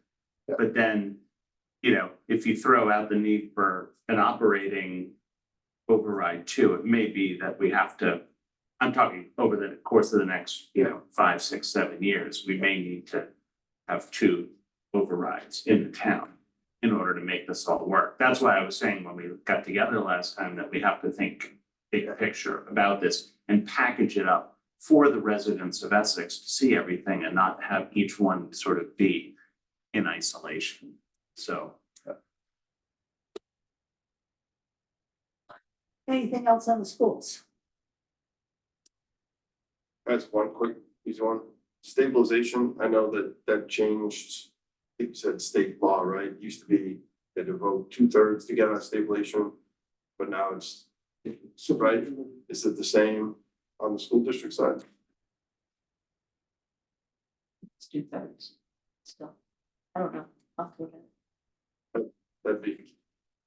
I'd be interested to know, because if the plan is right, you pull the money out of the school choice bucket to pay for the turf and then it's built into town, but now it's gonna come back into an account that's harder to get money out of. That seems. Well, that's not how you move money out of your reserves. They budget the money from their stabilization into their budget as revenue. And as long as it's not school choice, They can vote mid-year to appropriate. you could move, they can move money mid-year, which we can't. So, or, you know, That's the stabilization. No, but I'm just saying, what I thought I heard was the turf money was paid for out of the school choice bucket, right, step one, and then step two, the town's gonna get invoiced. Then when the money goes back in, it's gonna, I thought, make its way to the stabilization. But the towns don't vote on taking money out of the school stabilization, we just vote on the school budget. Right, but So 2/3 doesn't. it's not a town meeting, it's not a town meeting vote on moving money out of their stabilization. It flows all through their school budget. 2/3 of the school committee, Yeah. not 2/3. Right, it's. yeah, I understood, but it's still 2/3, I right? Like it's I still, understood the question. Is it 2/3 of school committee or 50%? Now, does the legislation apply to the regional school it's district? still a harder Not money. certain. Yeah, we need one more vote to move them. So I'd be interested to know if that state law that affected the division of the town also applies to. Yeah, I have to look into that. I'm not certain. Right. Well, we should have a list from Michelle's again. That's. Anything else? Should this feasibility study be included in the school budget? No, it's separate. I think that's my question, is just to check my memory on how we split the cost last time. We pay 10%. Well, I mean, you referred to it as a 3-way split, but then when we got talking, I guess it technically ended up being a 3-way split. I think it was split 3 ways. It's a, we paid 1/3, so it would be 500, and then the 2/3 was split Apportioned.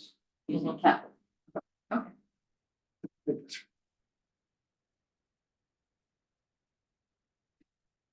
So I think, Greg, your question sort of was, could you split the feasibility funding on over 2 town meetings? But maybe the other question is, can we wait to fund the feasibility for a fall town meeting? Or we can't wait for that? Is that, That doesn't help. it doesn't help? That's what you were hoping, though, right? You could do 2 tranches. Those are 2 different fiscal years. Yeah. That's what I'm. No, I'm just, like, to split that number in half and put it over 2 years. So do we know when we're gonna need to, do we know when the feasibility study needs? So part of eligibility is like we have a list of tasks that we have to accomplish to show that we're ready to proceed. Right. And I'll one have to of show them you is the full one. committing the funds. Once we We might get a- check all our boxes, we submit to MSBA that we've done our homework and we've done all of these things and we've gotten the towns to commit to fund the feasibility period. Then we have to go, or we used to go, now I think we just jump on a Zoom and MSBA will review and then tell us whether or not we can proceed into this feasibility. Once we proceed in, I would think it's gonna be January of 25. That's For what, when we'll need to appropriate for the feasibility? yeah, when we would spend the first initial chunk, which is to onboard to hire OPM of project. No, so you got, well, so of that 1.5, you're not gonna spend very much of those first 6 months.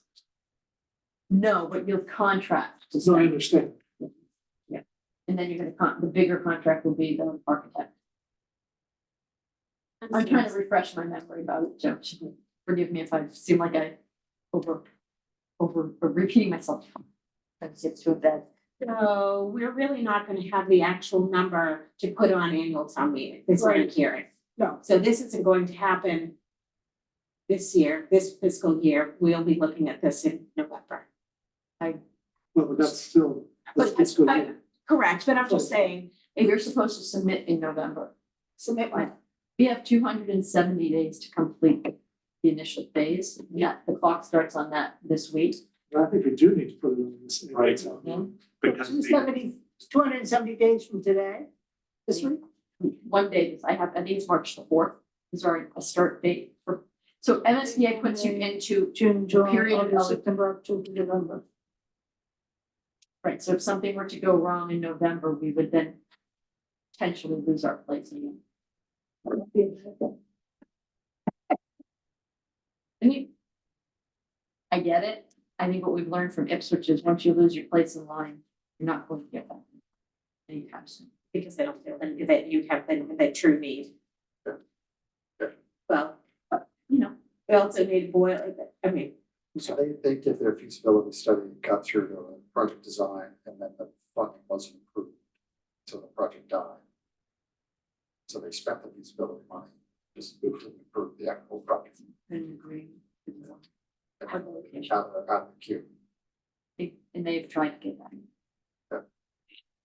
Yeah. I mean, I don't know. We just need to take the Memorial School, right size that for Essex, follow the design and save ourselves a lot of money. I mean, we looked at this when I was on the school committee, that other states do this. They have a, here's the design for this. Massachusetts has a model school program.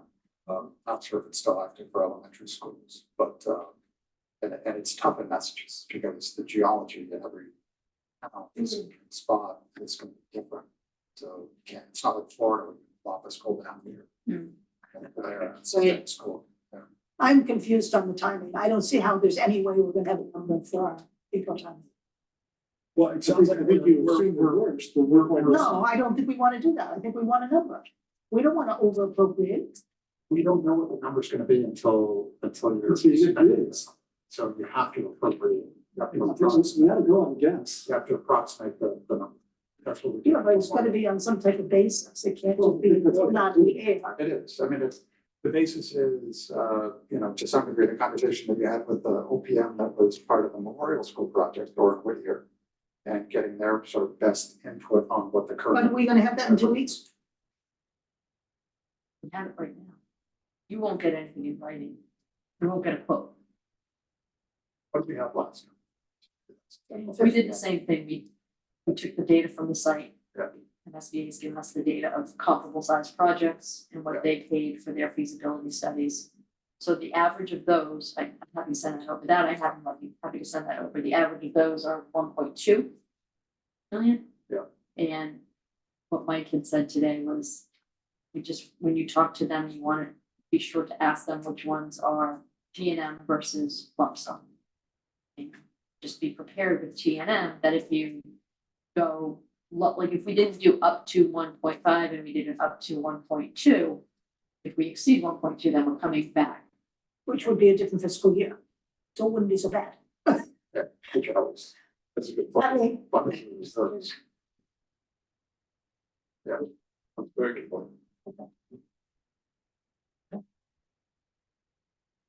So we're finished this discussion, That makes sense. so are we ready to vote?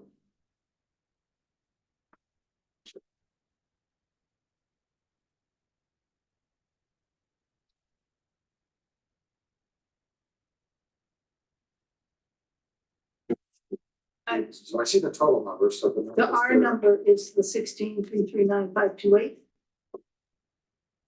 So I think a motion that we, the $16,339,528 for Manchester's share of the district's school budget. Operating budget. Upgrade. Second. Lori seconds. Any discussion? I'm comparing that number with the 16,325, right, in the book, so it's like a bad bit higher, is that right? Correct. I see our vote. Okay, yes. Yeah. I can send you. I'm just comparing all that number, it's like. Okay, take a vote. Maury, Yes. Dean, Yes. Peter, Yes. Andy. Yes. Mike, Yes. Tom. Yeah. Vote yes. Now we have a capital budget.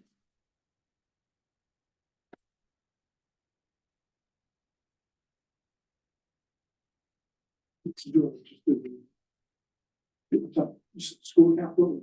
Yeah. Okay. Sorry.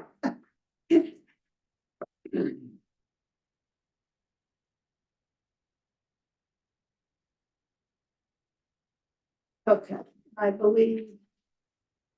Found this earlier.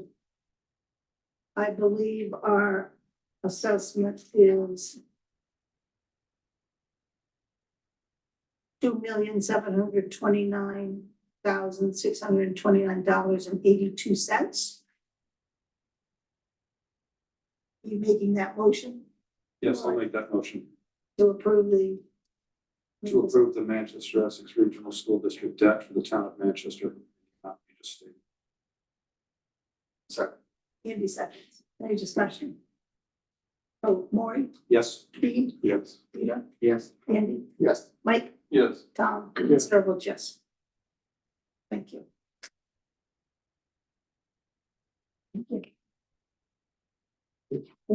That's our piece.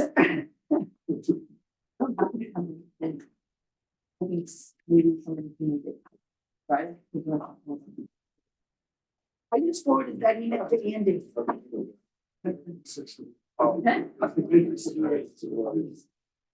In the announcement for people to submit letters to ministry on it. There's Might want to mention. a facility subcommittee. Or not. Next week, Friday. Thank you. Thank you. Thank you. You might be more appropriate on it than I would be.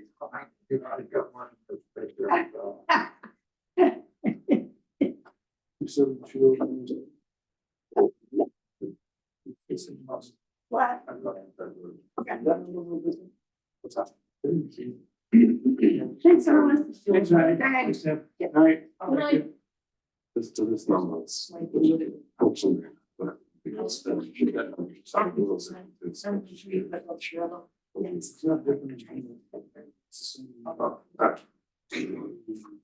Feasibility. They were just estimates put in here, I think, Mike, that weren't very accurate. Yes.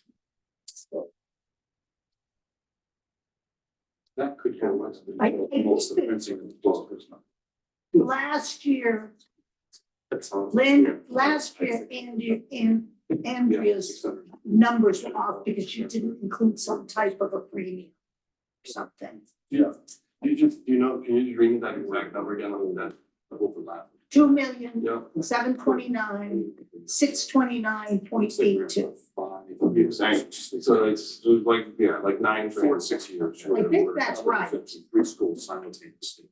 But then I see this 13, Thank you for saying Got that. Yes, I see that too. so I'm not 100% All the sure. other things we want to do is just. Okay, so we're doing. Okay, so the next item on the agenda is the North Shore Regional VOTEC budget. It's struggling to find education on. Don't feel very So we do have a revised number for that. Okay. Okay, hold on just a minute. Sit down? It's down. Yes.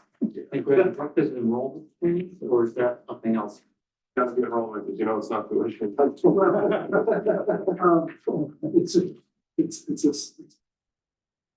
our enrollment is the same, but it's as a percent of the enrollment. I see.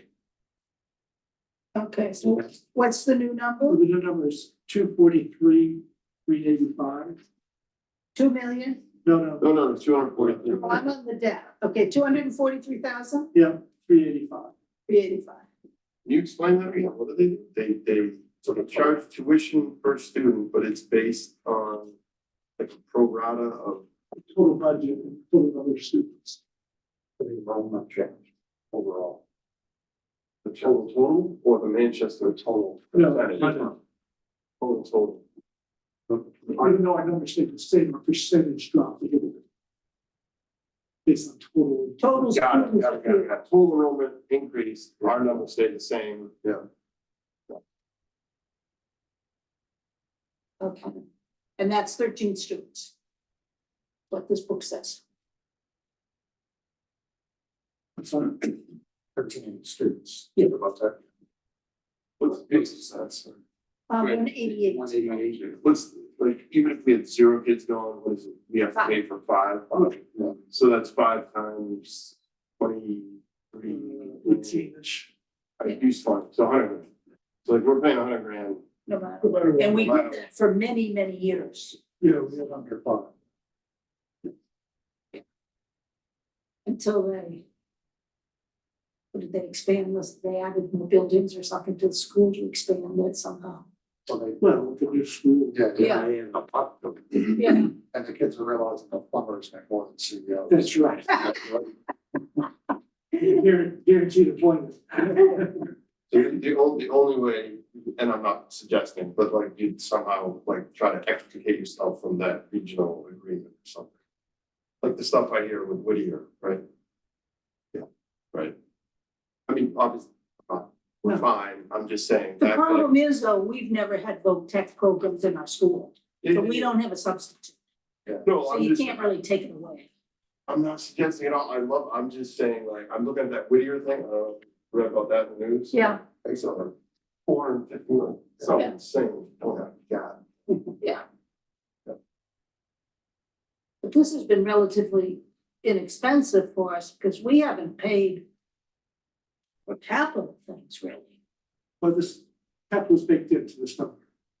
But the initial capital, there was large funding from the state, I believe. Yes. Yeah. 601. Yeah, so it's not, yeah, No, I'm not worried at all about us, I'm just thinking of a Whittier and I'm thinking like, maybe a Peabody would be a town that if like Essex Tech all of a sudden built a $450 million school, right, all of a sudden Peabody's gonna go, we can't handle this, right? Like, okay, so do I have a motion to approve the New England Regional Voc School in the amount of $243,385? I'll make a motion. Second. Mike makes a motion, Andy seconds it, any discussion? Oh, Maury, Yes. Dean, Yes. Peter, Yes. Andy, Yeah. Mike, Yes. Tom, Yes. Sarah votes yes. Okay. I think we need to revisit the school debt number with Andrea, Yeah, I agree. because, I've got a slightly lower number. well, Yeah, right. well, but then, from the interest, see, there's an interest of 13,049.06. No, that's added to it. The numbers are, That isn't confirmed. it's not a very good presentation. I mean, not that anything's easy, but shouldn't this just be written out like a debt schedule? Yeah. Yeah, it should be declining, right? Yeah, but they, I'm just saying it shouldn't. Well, then it's- There's no estimation, it's just, each it's hard. bond is separately appropriated. Yeah. So they go through all of the bonds and what the payments are and say, okay, this is what Manchester owes. And it includes premium amortization. But I don't get what this little interest number is, the increase isn't included in the total. But let me confirm with the. Okay, That sounds like confused ideas, so it doesn't sound right. but it's higher than the original number that was in the budget. It's not $9,000. That would be this. Thank you. I'm sure we didn't. But I was just making jokes, and the only way there'd be increased interest would be if we missed a debt payment, which I'm sure we didn't. And I think, so I hope we didn't. okay. Now, we also have, We do have Chuck on virtually. okay, for the DPW staffing, which I think everyone received. Yep, Something we from did. Greg. Yes. Okay. Chuck, do you want to give us a quick overview on this? Sure. This is just following up from when I had my sit down with you guys a month or so ago. We had discussed the need to fill the OPM role. This is not necessarily the OPM role, but it helps us facilitate fulfilling that role in-house rather than hiring an official OPM, because Nate will have the OPM credential, but we still need to make sure that we're doing all of our duties to facilitate these big capital projects that we have coming up, mainly the PFAS and wastewater treatment plant upgrades. I think I have a potential candidate that would fill this role, so I really would like to get this in this year's budget so that we can get these projects going and hopefully see them through in a cost-effective manner. So I Is think, this an outside candidate? correct. Okay, And I guess I would just say, Reasonable approach, bringing somebody on that's sort of, close to retirement, fulfills our need. And familiar with this. Yeah, has experience. Yeah. Minimal obligation. But does this, again, I didn't get to read it and study it, I did read it through quickly, but I saw your numbers, like comparing what it costs to bring somebody on full time versus what effectively we're paying per head, through this outsource. what is in current, yeah, what in, Right. yeah. But by hiring this new person, we get savings on that expenditure with that firm, whatever it is, or no, this is just totally. That would be an incremental. add-on. It's totally Yeah. above and beyond. This is above, well, it's above and beyond the budget, but it is in lieu of doing it through the capital. So it's less expensive, so you're basically shifting the dollars that you would be spending as part of the capital budget. And realizing the savings, but you're adding to your operating budget. Let me come at it a different way. This name of this company again? What is it? Woodward and Curran. Woodward and Curran. Whatever we pay them a year. Whatever that It's number for is. 2 people. It's $400,000, I think was the number. For the water operations. 387,000 a year for 2 full-time operators, Right, a rounding cost Yeah. 400, right? right? So they'd have to add a third person. Okay, so that's the binary choice. So choice A is we keep spending the 387 or 400,000, plus we bring on this full-time person, or we spend 387 plus another 200. 200 Another times close to 200. to, again, whatever the name of this, that's the choice? Yeah, I mean, there's a third choice. It doesn't have to be what it current, but the concept is Yeah. consultant versus in-house. Got it. Okay, And this person would only oversee the water and sewer projects, is that correct? Correct. What do you say, Chuck? Yeah, that's all we have on the horizon. Now, there is a long-term scenario, which, I'd have to come back to you guys and we discuss it at a future meeting, but this is several years, 2, 3, 4 years, 5 years, whenever we end up doing say, whether it's a DPW, whether it's renovations to, a Mason building, whether, there's other horizontal or vertical construction projects that this would require an OPM. And this would allow us to, shift them to oversee those as well. But those are not on the immediate horizon, whereas the water and sewer projects are, and this person, specialty would be the water and wastewater side of things. So, But you're, Full-time person? yeah. Yeah. But you're saying it doesn't end when the water projects are done, as far as the need. potentially. We are moving forward with the other facilities, the need will still be. Okay, that's what Yeah. So to be determined at that time, not right now. Get this guy for 5 years before he becomes vested. Or pension and everything. Yeah, he won't become vested. Right. Well, if we keep him for the DPW, we might, so that's why we just wanna look at. Well, he wants to retire. So, it takes 10 years to vest. Yeah. I don't see a scenario where this individual would be with us for 10 years, he wants to retire before that. Maybe we would hire someone else if you were to retire. But that's a bridge to cross 4 or 5 years from now. And this number that Chuck has given us is assuming it includes retirement benefits. Is that the cost for retirement benefits? We have to pay for those and We it have to doesn't pay, pass. we still have to pay it in. Okay, But we don't have legacy costs after they retire. In other words, it's a little complicated to get to the reason how the retirement system works. The new people are paying their full rate. But we are still catching up from underpayments for decades, which is based on payroll. which is based on payroll. Okay, Yes. I see. I need help. So, so we pay in, let's say 5 years, right? Pick a number, we're saying this person, We're paying in based on adding this person to our total payroll, right, so, whatever percentage the state gives us. right, so effectively, we are paying. Some of what we'll pay in the state pension was based on incremental Yes, salary, which is based on this new, yes, right? yes.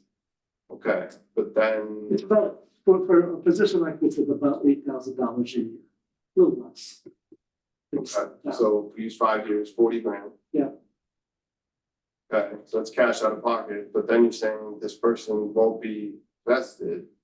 But that's kind of neither here nor there with regards to us, right? Because I believe, correct me if I'm wrong, once the person actually retires, now they're on the dime of the pension itself, right? Well, the big issue for us is the insurance, because we owe them. Meaning, Oh. meaning OPEB? Yeah. Right, That's the bigger out-of-pocket cost for us after someone retires. but I'm And just that we saying, won't have for somebody. but that $8 grand a year, I mean, yeah, from a true pension perspective, the cost is still there. From the Right. OPEB, it's not.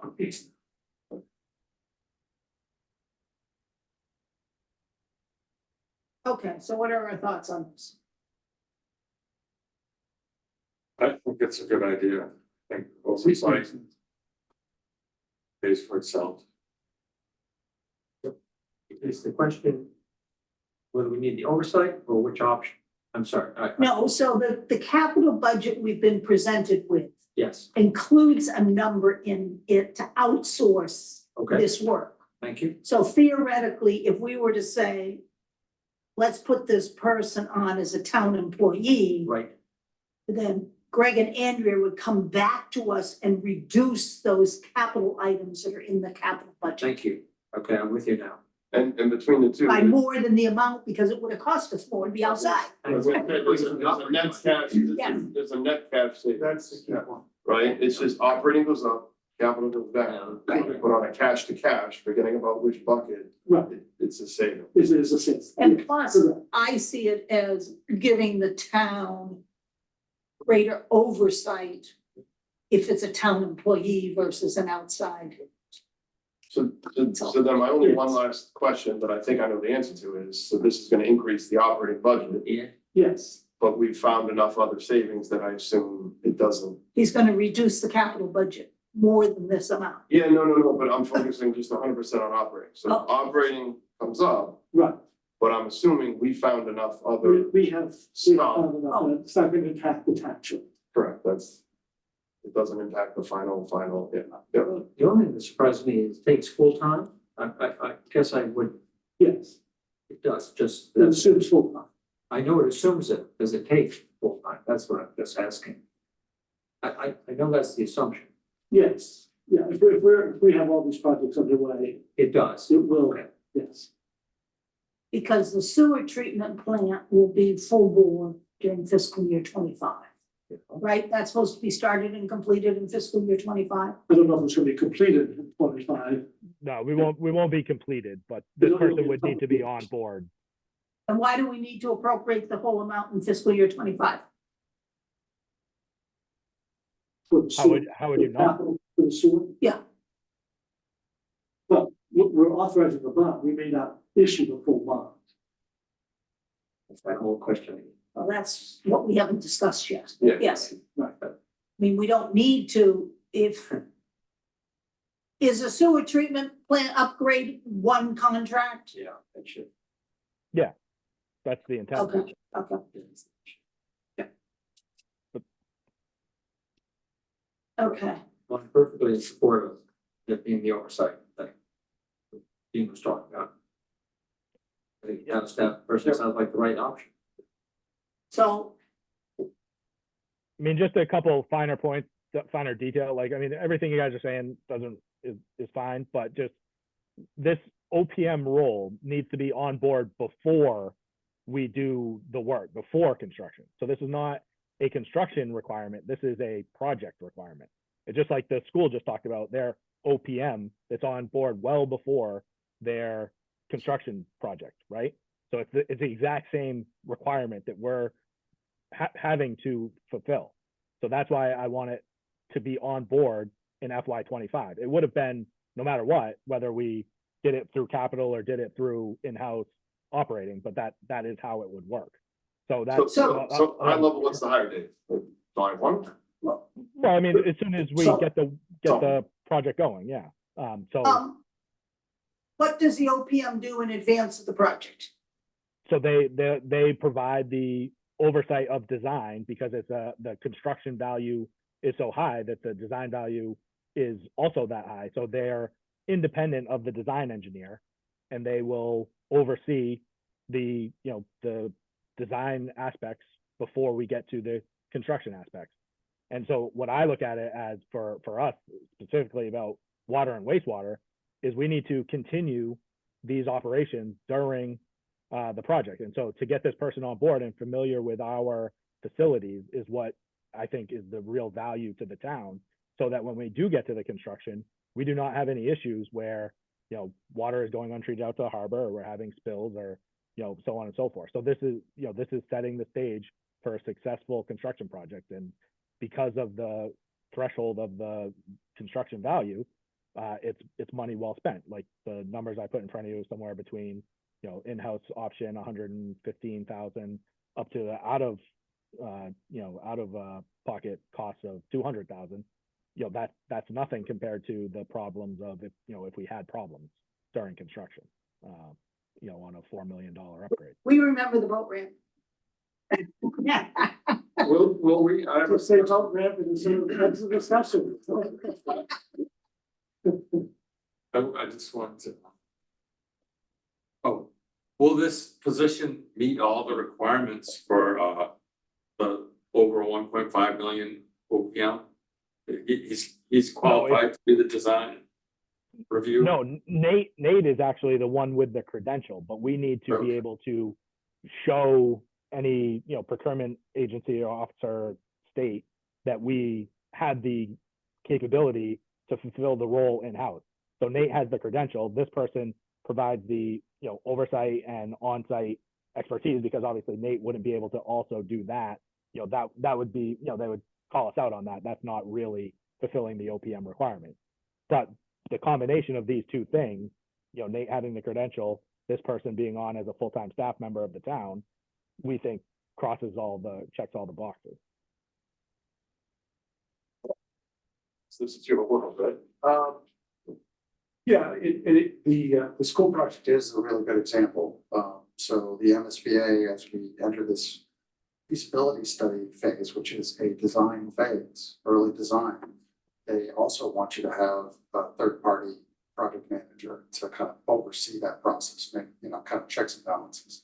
So, if we weren't pursuing as much capital, then we could probably staff it with, with those that we have already, I'm sure, but we're pursuing enough of a capital budget, and enough project, bandwidth that we need extra help. And I think this is the most, seems like the most economical option. And hiring outside OPMs is an expensive, proposition. They charge pretty good fees. What's the O in OPM?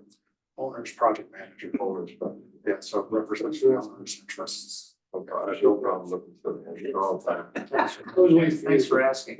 That's what I said. I do the PM, I didn't know. So you want me to make a motion that we ask Greg to adjust the operating budget of the DPW or wherever it's gonna be to reflect this additional position and then adjust the capital budget down to remove whatever was included in there for this position? Yes. Okay. That's what, So moved. that's what we're looking for. Okay. Peter moves, do I have a second? Second. Andy seconds. A vote, Maury, Yes. Dean, Yes. Peter, Yes. Andy, Yes. Mike, Yes, Tom, Yes. Sarah votes yes. Okay. So if we can have that next week? Yep. Thanks, John. Thank you, Chuck. Appreciate it. You. Okay, Yep. We'll be here. okay, now I was hoping that we could whip through some budgets that we missed early. Okay. And I'm gonna start with Historic District Commission. There's a whole clump that we missed. We were doing general government, and we didn't do the rest of these miscellaneous budgets. If I could find the tape, so the Historic District Commission is on page 144.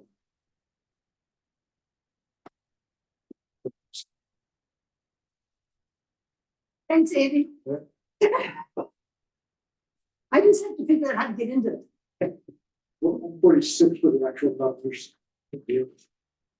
Right. yeah, make a motion, please. So, please. For 6 room. And I move that we approve. Historic District Commission, okay? That's right. $6,075. Mike seconds. Take a vote, any Yes. discussion? No discussion. Maury, Yes. Dean, Yes. Peter, Yes. Andy, Yes. Mike, Yes. Tom, Yes. and Sarah votes yes. Next is conservation. That's the next. Yeah, 10 page, Page 149, yep, $62,262, which is down 15.5%. because Because we moved, we've contracted the conservation agent and they're working less hours, is that correct? That's correct. Say that again. What? We've reduced the hours that we're contracting out.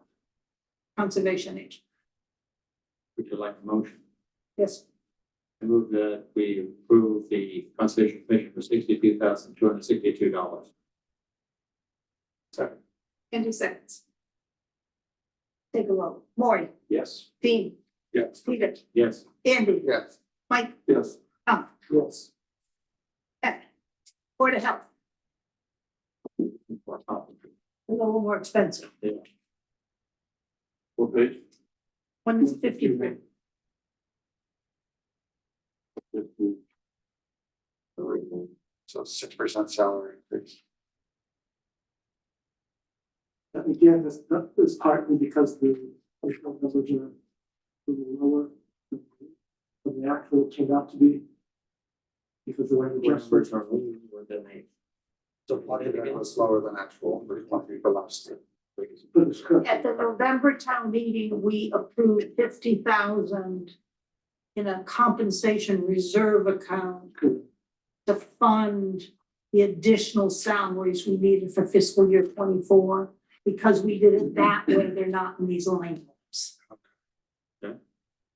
That a good explanation? That is a good explanation. So this is a correction as opposed to a salary. It's 2 years worth of increases. That's right. Well, it's not Well, 2 years it's worth, not. it's, a year and a half. yeah. Because this year's increase was higher with the union salaries. And it was 3.5. And hazardous waste increase, that's just because hazardous waste costs more. Because they did a new contract, Yes, but we've. more expensive We've contract. struggled to, the last few years, it's been difficult to find a contractor to do this. Right. For years, it was very stable, but it has become unstable. And now people have to pay. What was actual for current fiscal year? Well, I mean, I know the fiscal year hasn't ended, but The actual is gonna be around 9,000. They do it more than once a year now, right? Well, we were hoping, I think we're reverting back to once a year again. Oh, okay. So. But this is the new program you have to call in or, yeah, it's a different program. So it was, and now I think we're going back to sort of the old. Oh. format. You do pre-register, But you don't pay. but you pay when you run. Oh, okay. oh, okay. How about professional services? Like, obviously I can see it trending down at the same time that health salaries went up, so I'm assuming, right, we used to contract and now we got it in-house. Well, when Right. we hired the health director, that was on the theory that what we used to do external was gonna be done by the health director. Right. So I don't understand why we still have professional services. So I we just understand that. combine the two lines, professional services and medical inspection.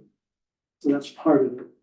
And then we still have, so in essence, we've reduced what used to be a $37,000 line now to about 7,000. This says 10.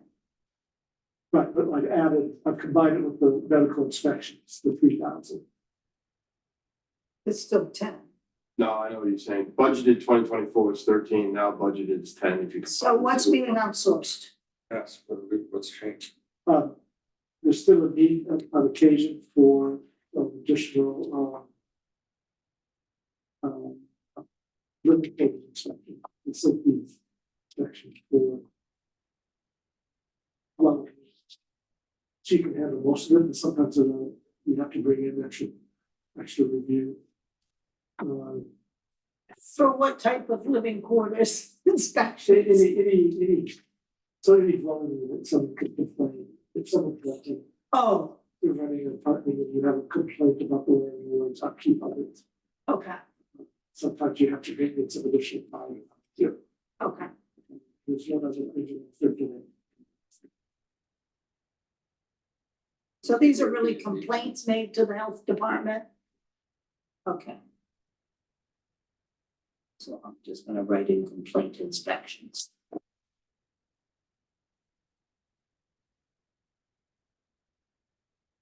So if I look at these 4 positions, so health director, that's full-time salary position, right? Yeah. Office clerk, I assume, full-time, Actually, no, no, it's 2/3 time. 2/3. Animal inspector, that's the thing. That's not in here. Yes, That's not part of this budget, it's a separate budget, so again, we share that with Hamilton, it's a part-time position, And then the public health nurse, is that about 10 hours a week. She's part of the director. part of the director? So we have 2 people. You have 3. You have the health agent, Yeah, you have the clerk, yeah. and you have the public health nurse. Oh, the nurse is separate? Yes, Is the nurse, Oh. is the nurse full-time? No, about 10 hours a week. So it sounds like you've got effectively 2 FTEs here, right? Yes. A lot of money. That office clerk, that's 2/3, is the other 1/3 shared with some other town hall department. No, she just. She's in this position. That's So Ellen, by being, that's Ellen Lufkin, right? Yes. yeah, I think she does all the testing too. By being greater than 50% Benefits. full. And the salaries for these positions, how do they? What did our compensation study show about these positions? Are we on par? Are we? Yeah, we're actually a little low, but pretty close. But new hire. Um, So, yeah, getting a health nurse is expensive. Oh, okay. This has to be competing against the hospitals. Yeah. And private duty nurses, I would think, yeah. Yeah, we had to push that up years ago. Is the animal inspector different from the animal control officer? Yeah.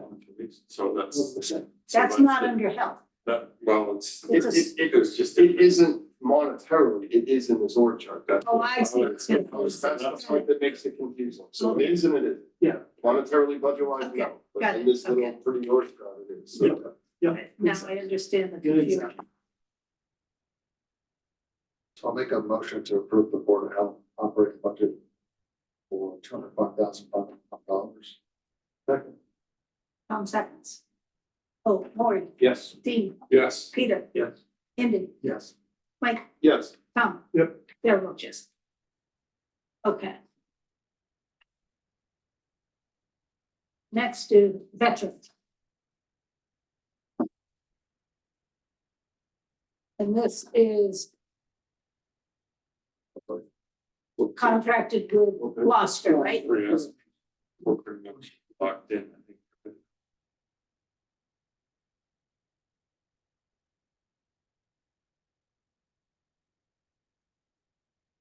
22,250. I make a motion for veteran. Oh, we already have it.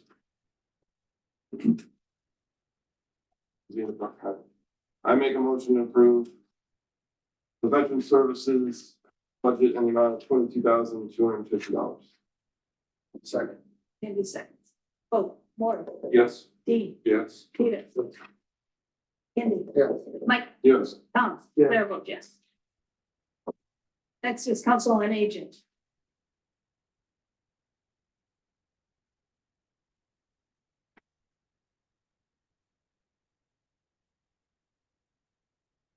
What staffing does this include? This is a big increase. Is that bigger than the others? It's comparable to the salary increase. Okay, So this is the full-time health and aging director. In 3/4 for the, basically clerk position, and then she does the other quarters with. oh, okay. Eva does both of those. And then you have your van drivers. During the salaries line? Yeah. Okay. so the van drivers are full-time salary town employees. No, we have 3.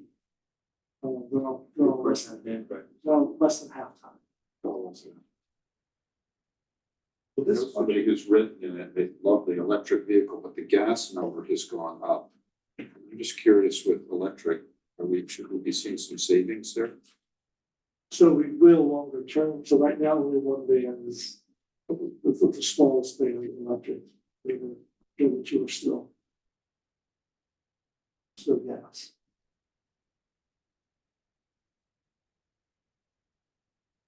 Is there anything in this budget that is gonna tend to grow as a result of the proposed acquisition of the? So what'll grow is the building cost, electricity and heat. Maintenance? Yeah. Personnel? Not envisioned at this time. Wait a couple of years. There'll be pressure. Really, if they programs. Volunteers, kids like us. Just out of curiosity, do we have a sense of how many people this is serving? Yeah, she had numbers. Not in the book. I can get you those numbers. That's just a general thing, so you think that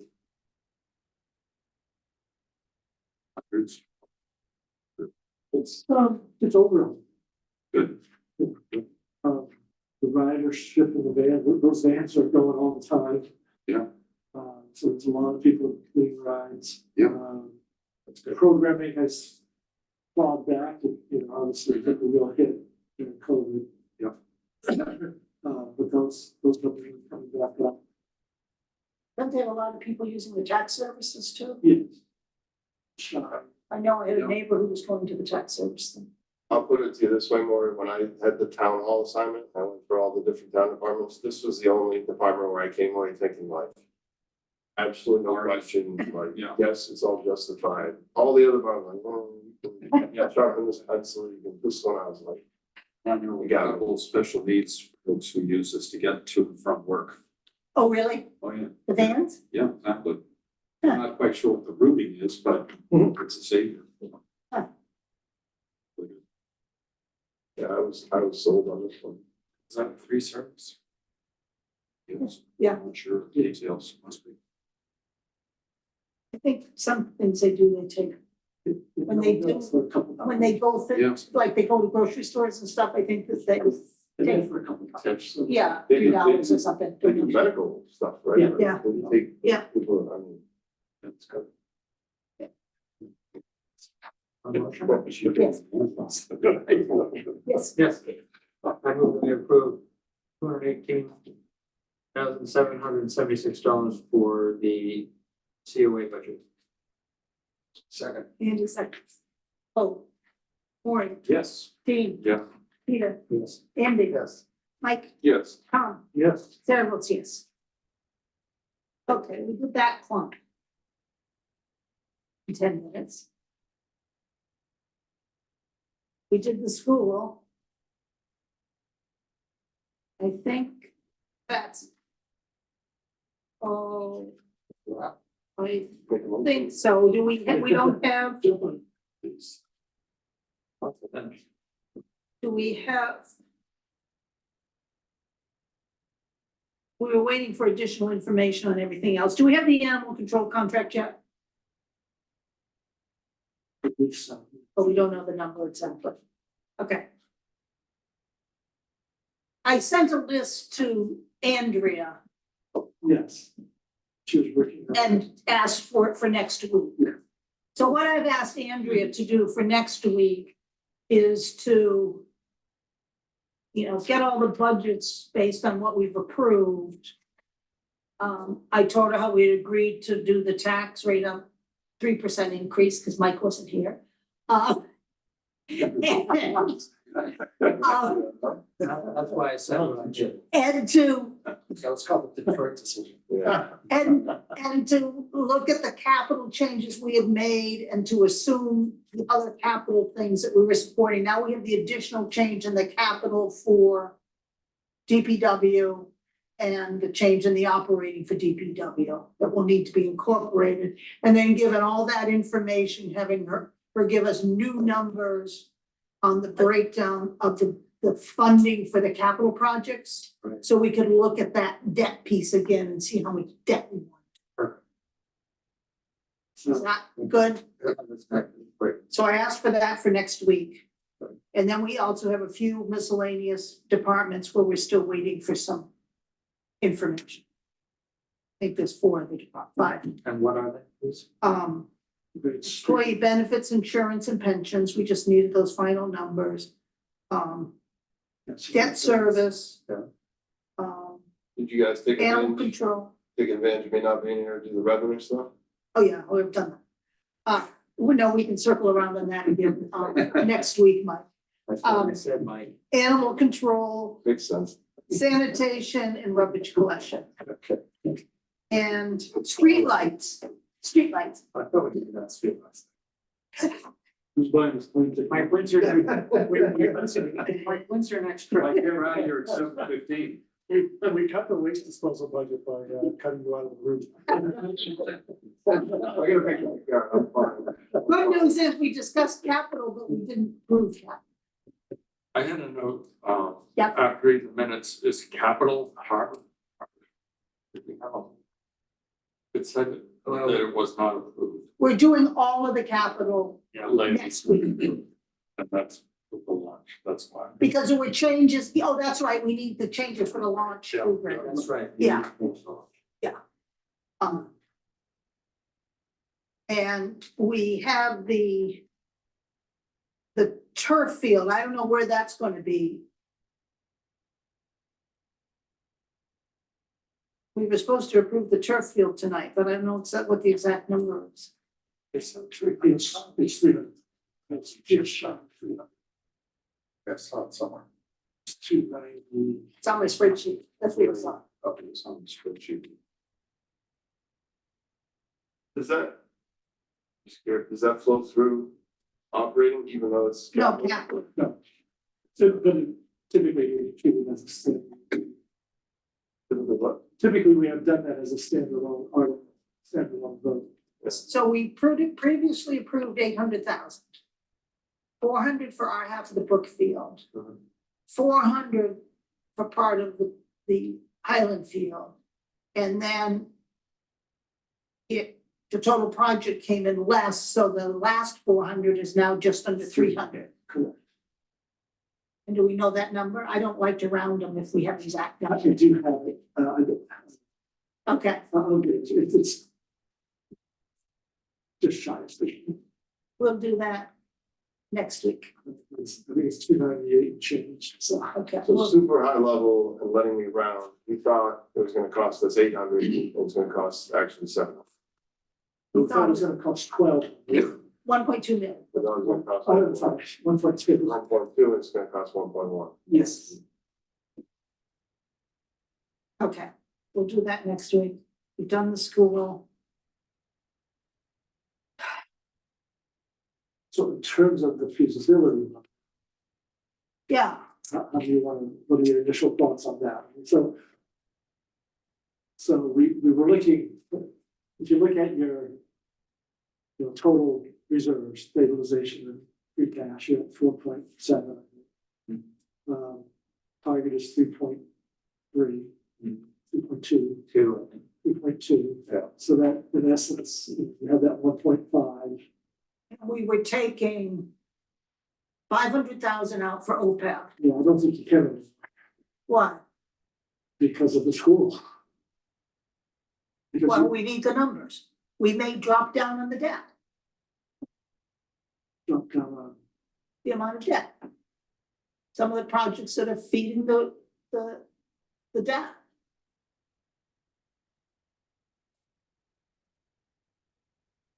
I mean, the Masons is now up to 1 million, right, rather than 750. Right, so right now there's 550 in the capital from free cash. Right. So that leaves you $1 million, around. And then another 250 that was needed for the Masons. And then it's gonna be a full 600 for the feasibility study. It basically takes all of your Well, we were, the free cash. You're going too quick for me. Yeah, I don't want to understand. I mean, we So have, we have- we have 1.9 in stabilization. Good. And we wanted to take out 500 for OPEB, which is less than we talked about the first time. Which leaves us 1.4 in stabilization.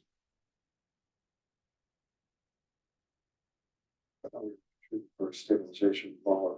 We are. We are, okay, all right.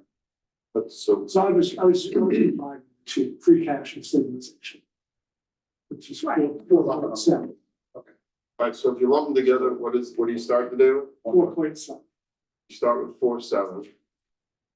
If your target, if we hit your target at 8%, That's, the target is 3.2. Okay, so you're saying you got 1.5 We've there, got 1.5 to spend.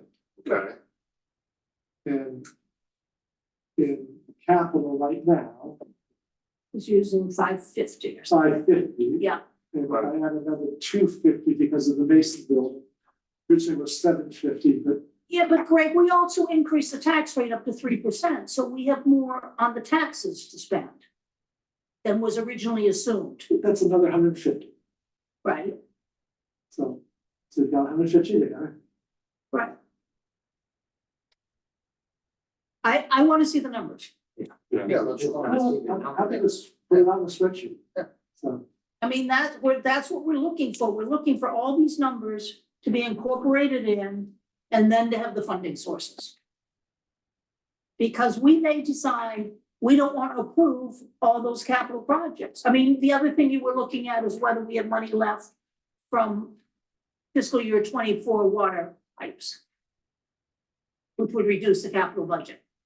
well, he was counting on that money to do, in addition to the 2 million.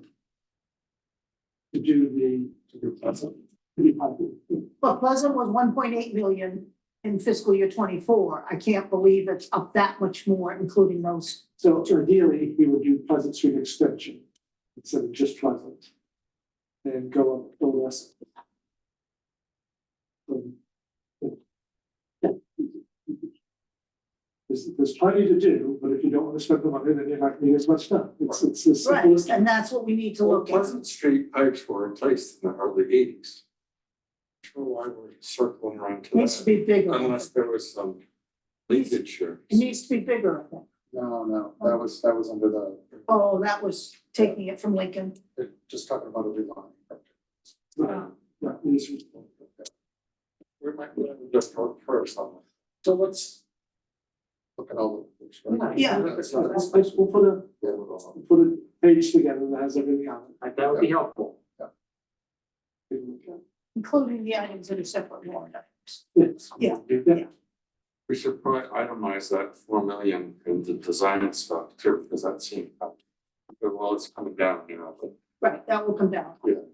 We'll go to the operating. what, obviously I missed one meeting, but I thought the cost on the. What we call the school thing? It's going Thank you, Sue. I thought we were going thirds. Meaning Essex, Manchester and the school district, I thought we were picking up a third, no? It's not equal thirds. I think It's a 3-way split, but it's not equal we split. do it the same way we pay for capital, that split.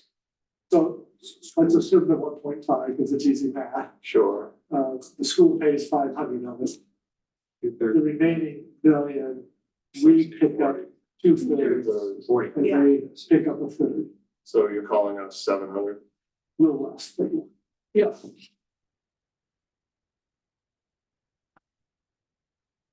I mean, not to split hairs, but it does get close, is our apportionment numbers like 63% of them, so would we use that, or is it really 2/3? No, it's the capital portion. Capital portion is a little different than Okay, operating. all right, I was. in 60/40. Is that what you did it flat or is it there? No, it's higher than. There, okay, that's what you want me to. Yeah. If we look at the most recent bond for the memorial school, we were 66.4 and Essex was 33.6, Okay. which is about 250.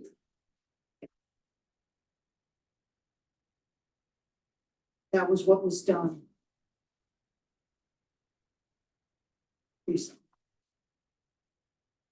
And it's been consistent.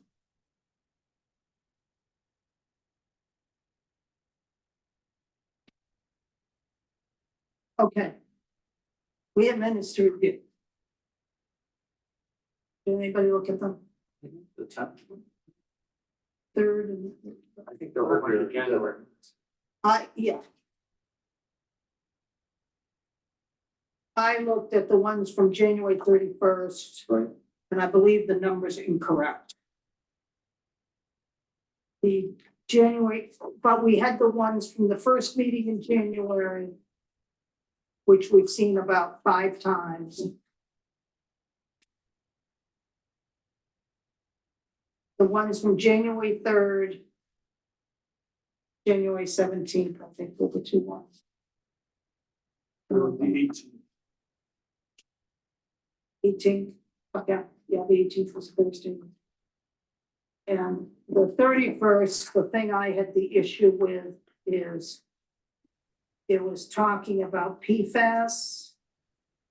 And it talked about 5 million for the design part of the project and 60 million for the worst case on the total project. I don't recall those numbers as being that high. It's actually trillion. But It's trillion, not million.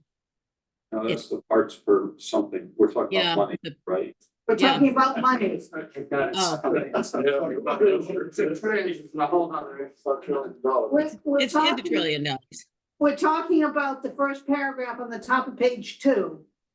And it says, Mr. Dam projects the design part of the project will cost 5 million. And Mr. Dam projects the worst case could be 60 million if the town completes the same project on both sites. And I believe those numbers are way high. 25. The worst case. And the design isn't 5 million. No, It's usually 10%. so those numbers, there's something wrong with these numbers. That's why But Chuck's still on. Is it?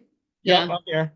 I'm trying to think. I don't remember exactly what I said in that meeting, but the general number, and I'm not sure if you're lumping it all together, the worst case scenario is 27 million for both Lincoln Street and the plant.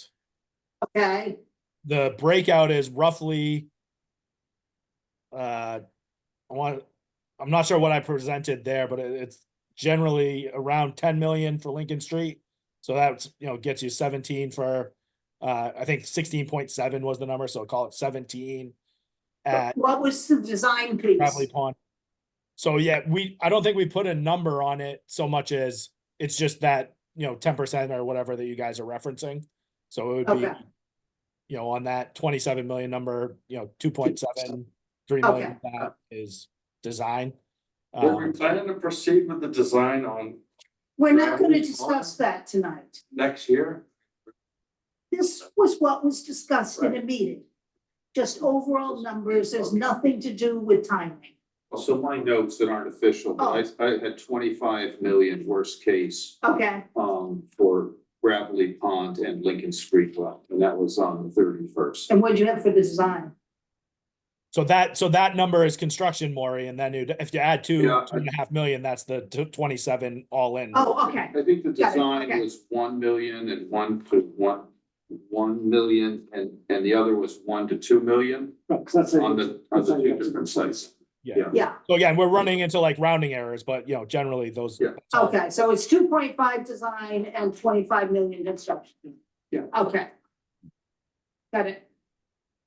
I haven't looked at the rest regarding the numbers. That's as far as I got, and I said, that's not right. But I did review the other 2 minutes and I'm okay with them.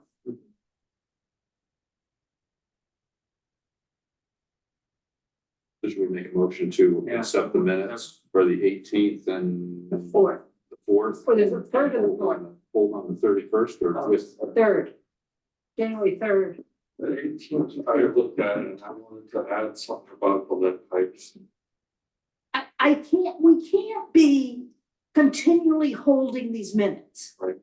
I mean, we've had them before us every single meeting for a month. No, not the 18th, we just got. No, we've had those You're really supposed to approve them. in the next meeting. Yeah. Oh, I'm ready to do the 3rd, those are the ones we have discussed. The 18th and the 31st, I'd like. Okay, can you get the minutes in by the changes in by the end of this week? Sure. So we can get them in advance of next week's meeting. To review before next week's meeting. Okay. So I have a motion to approve the January 3rd minutes. So moved. Peter moves. Maury seconds, 4 seconds. vote. Maury, Yes. Dean, Abstain. Peter, Okay, Andy, Yes. Mike, Abstain. Tom, Sarah votes yes. Okay, so we got the January 3rd meetings.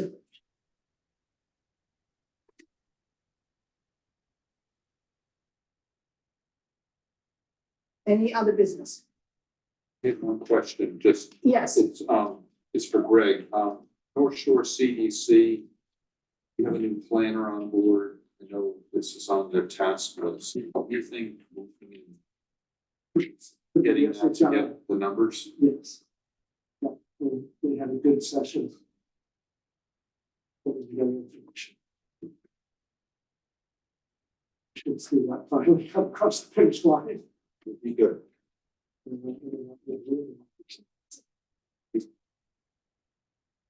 and so the next meeting is next 13th. And we'll do the remaining town budgets, the capital budget, and revisit the OPEB. Because the OPEB we voted on was, I think, for 1.1 million. It was. Kind of close what's not, so, The optimistic. And some of the revenue stuff. yes, sir.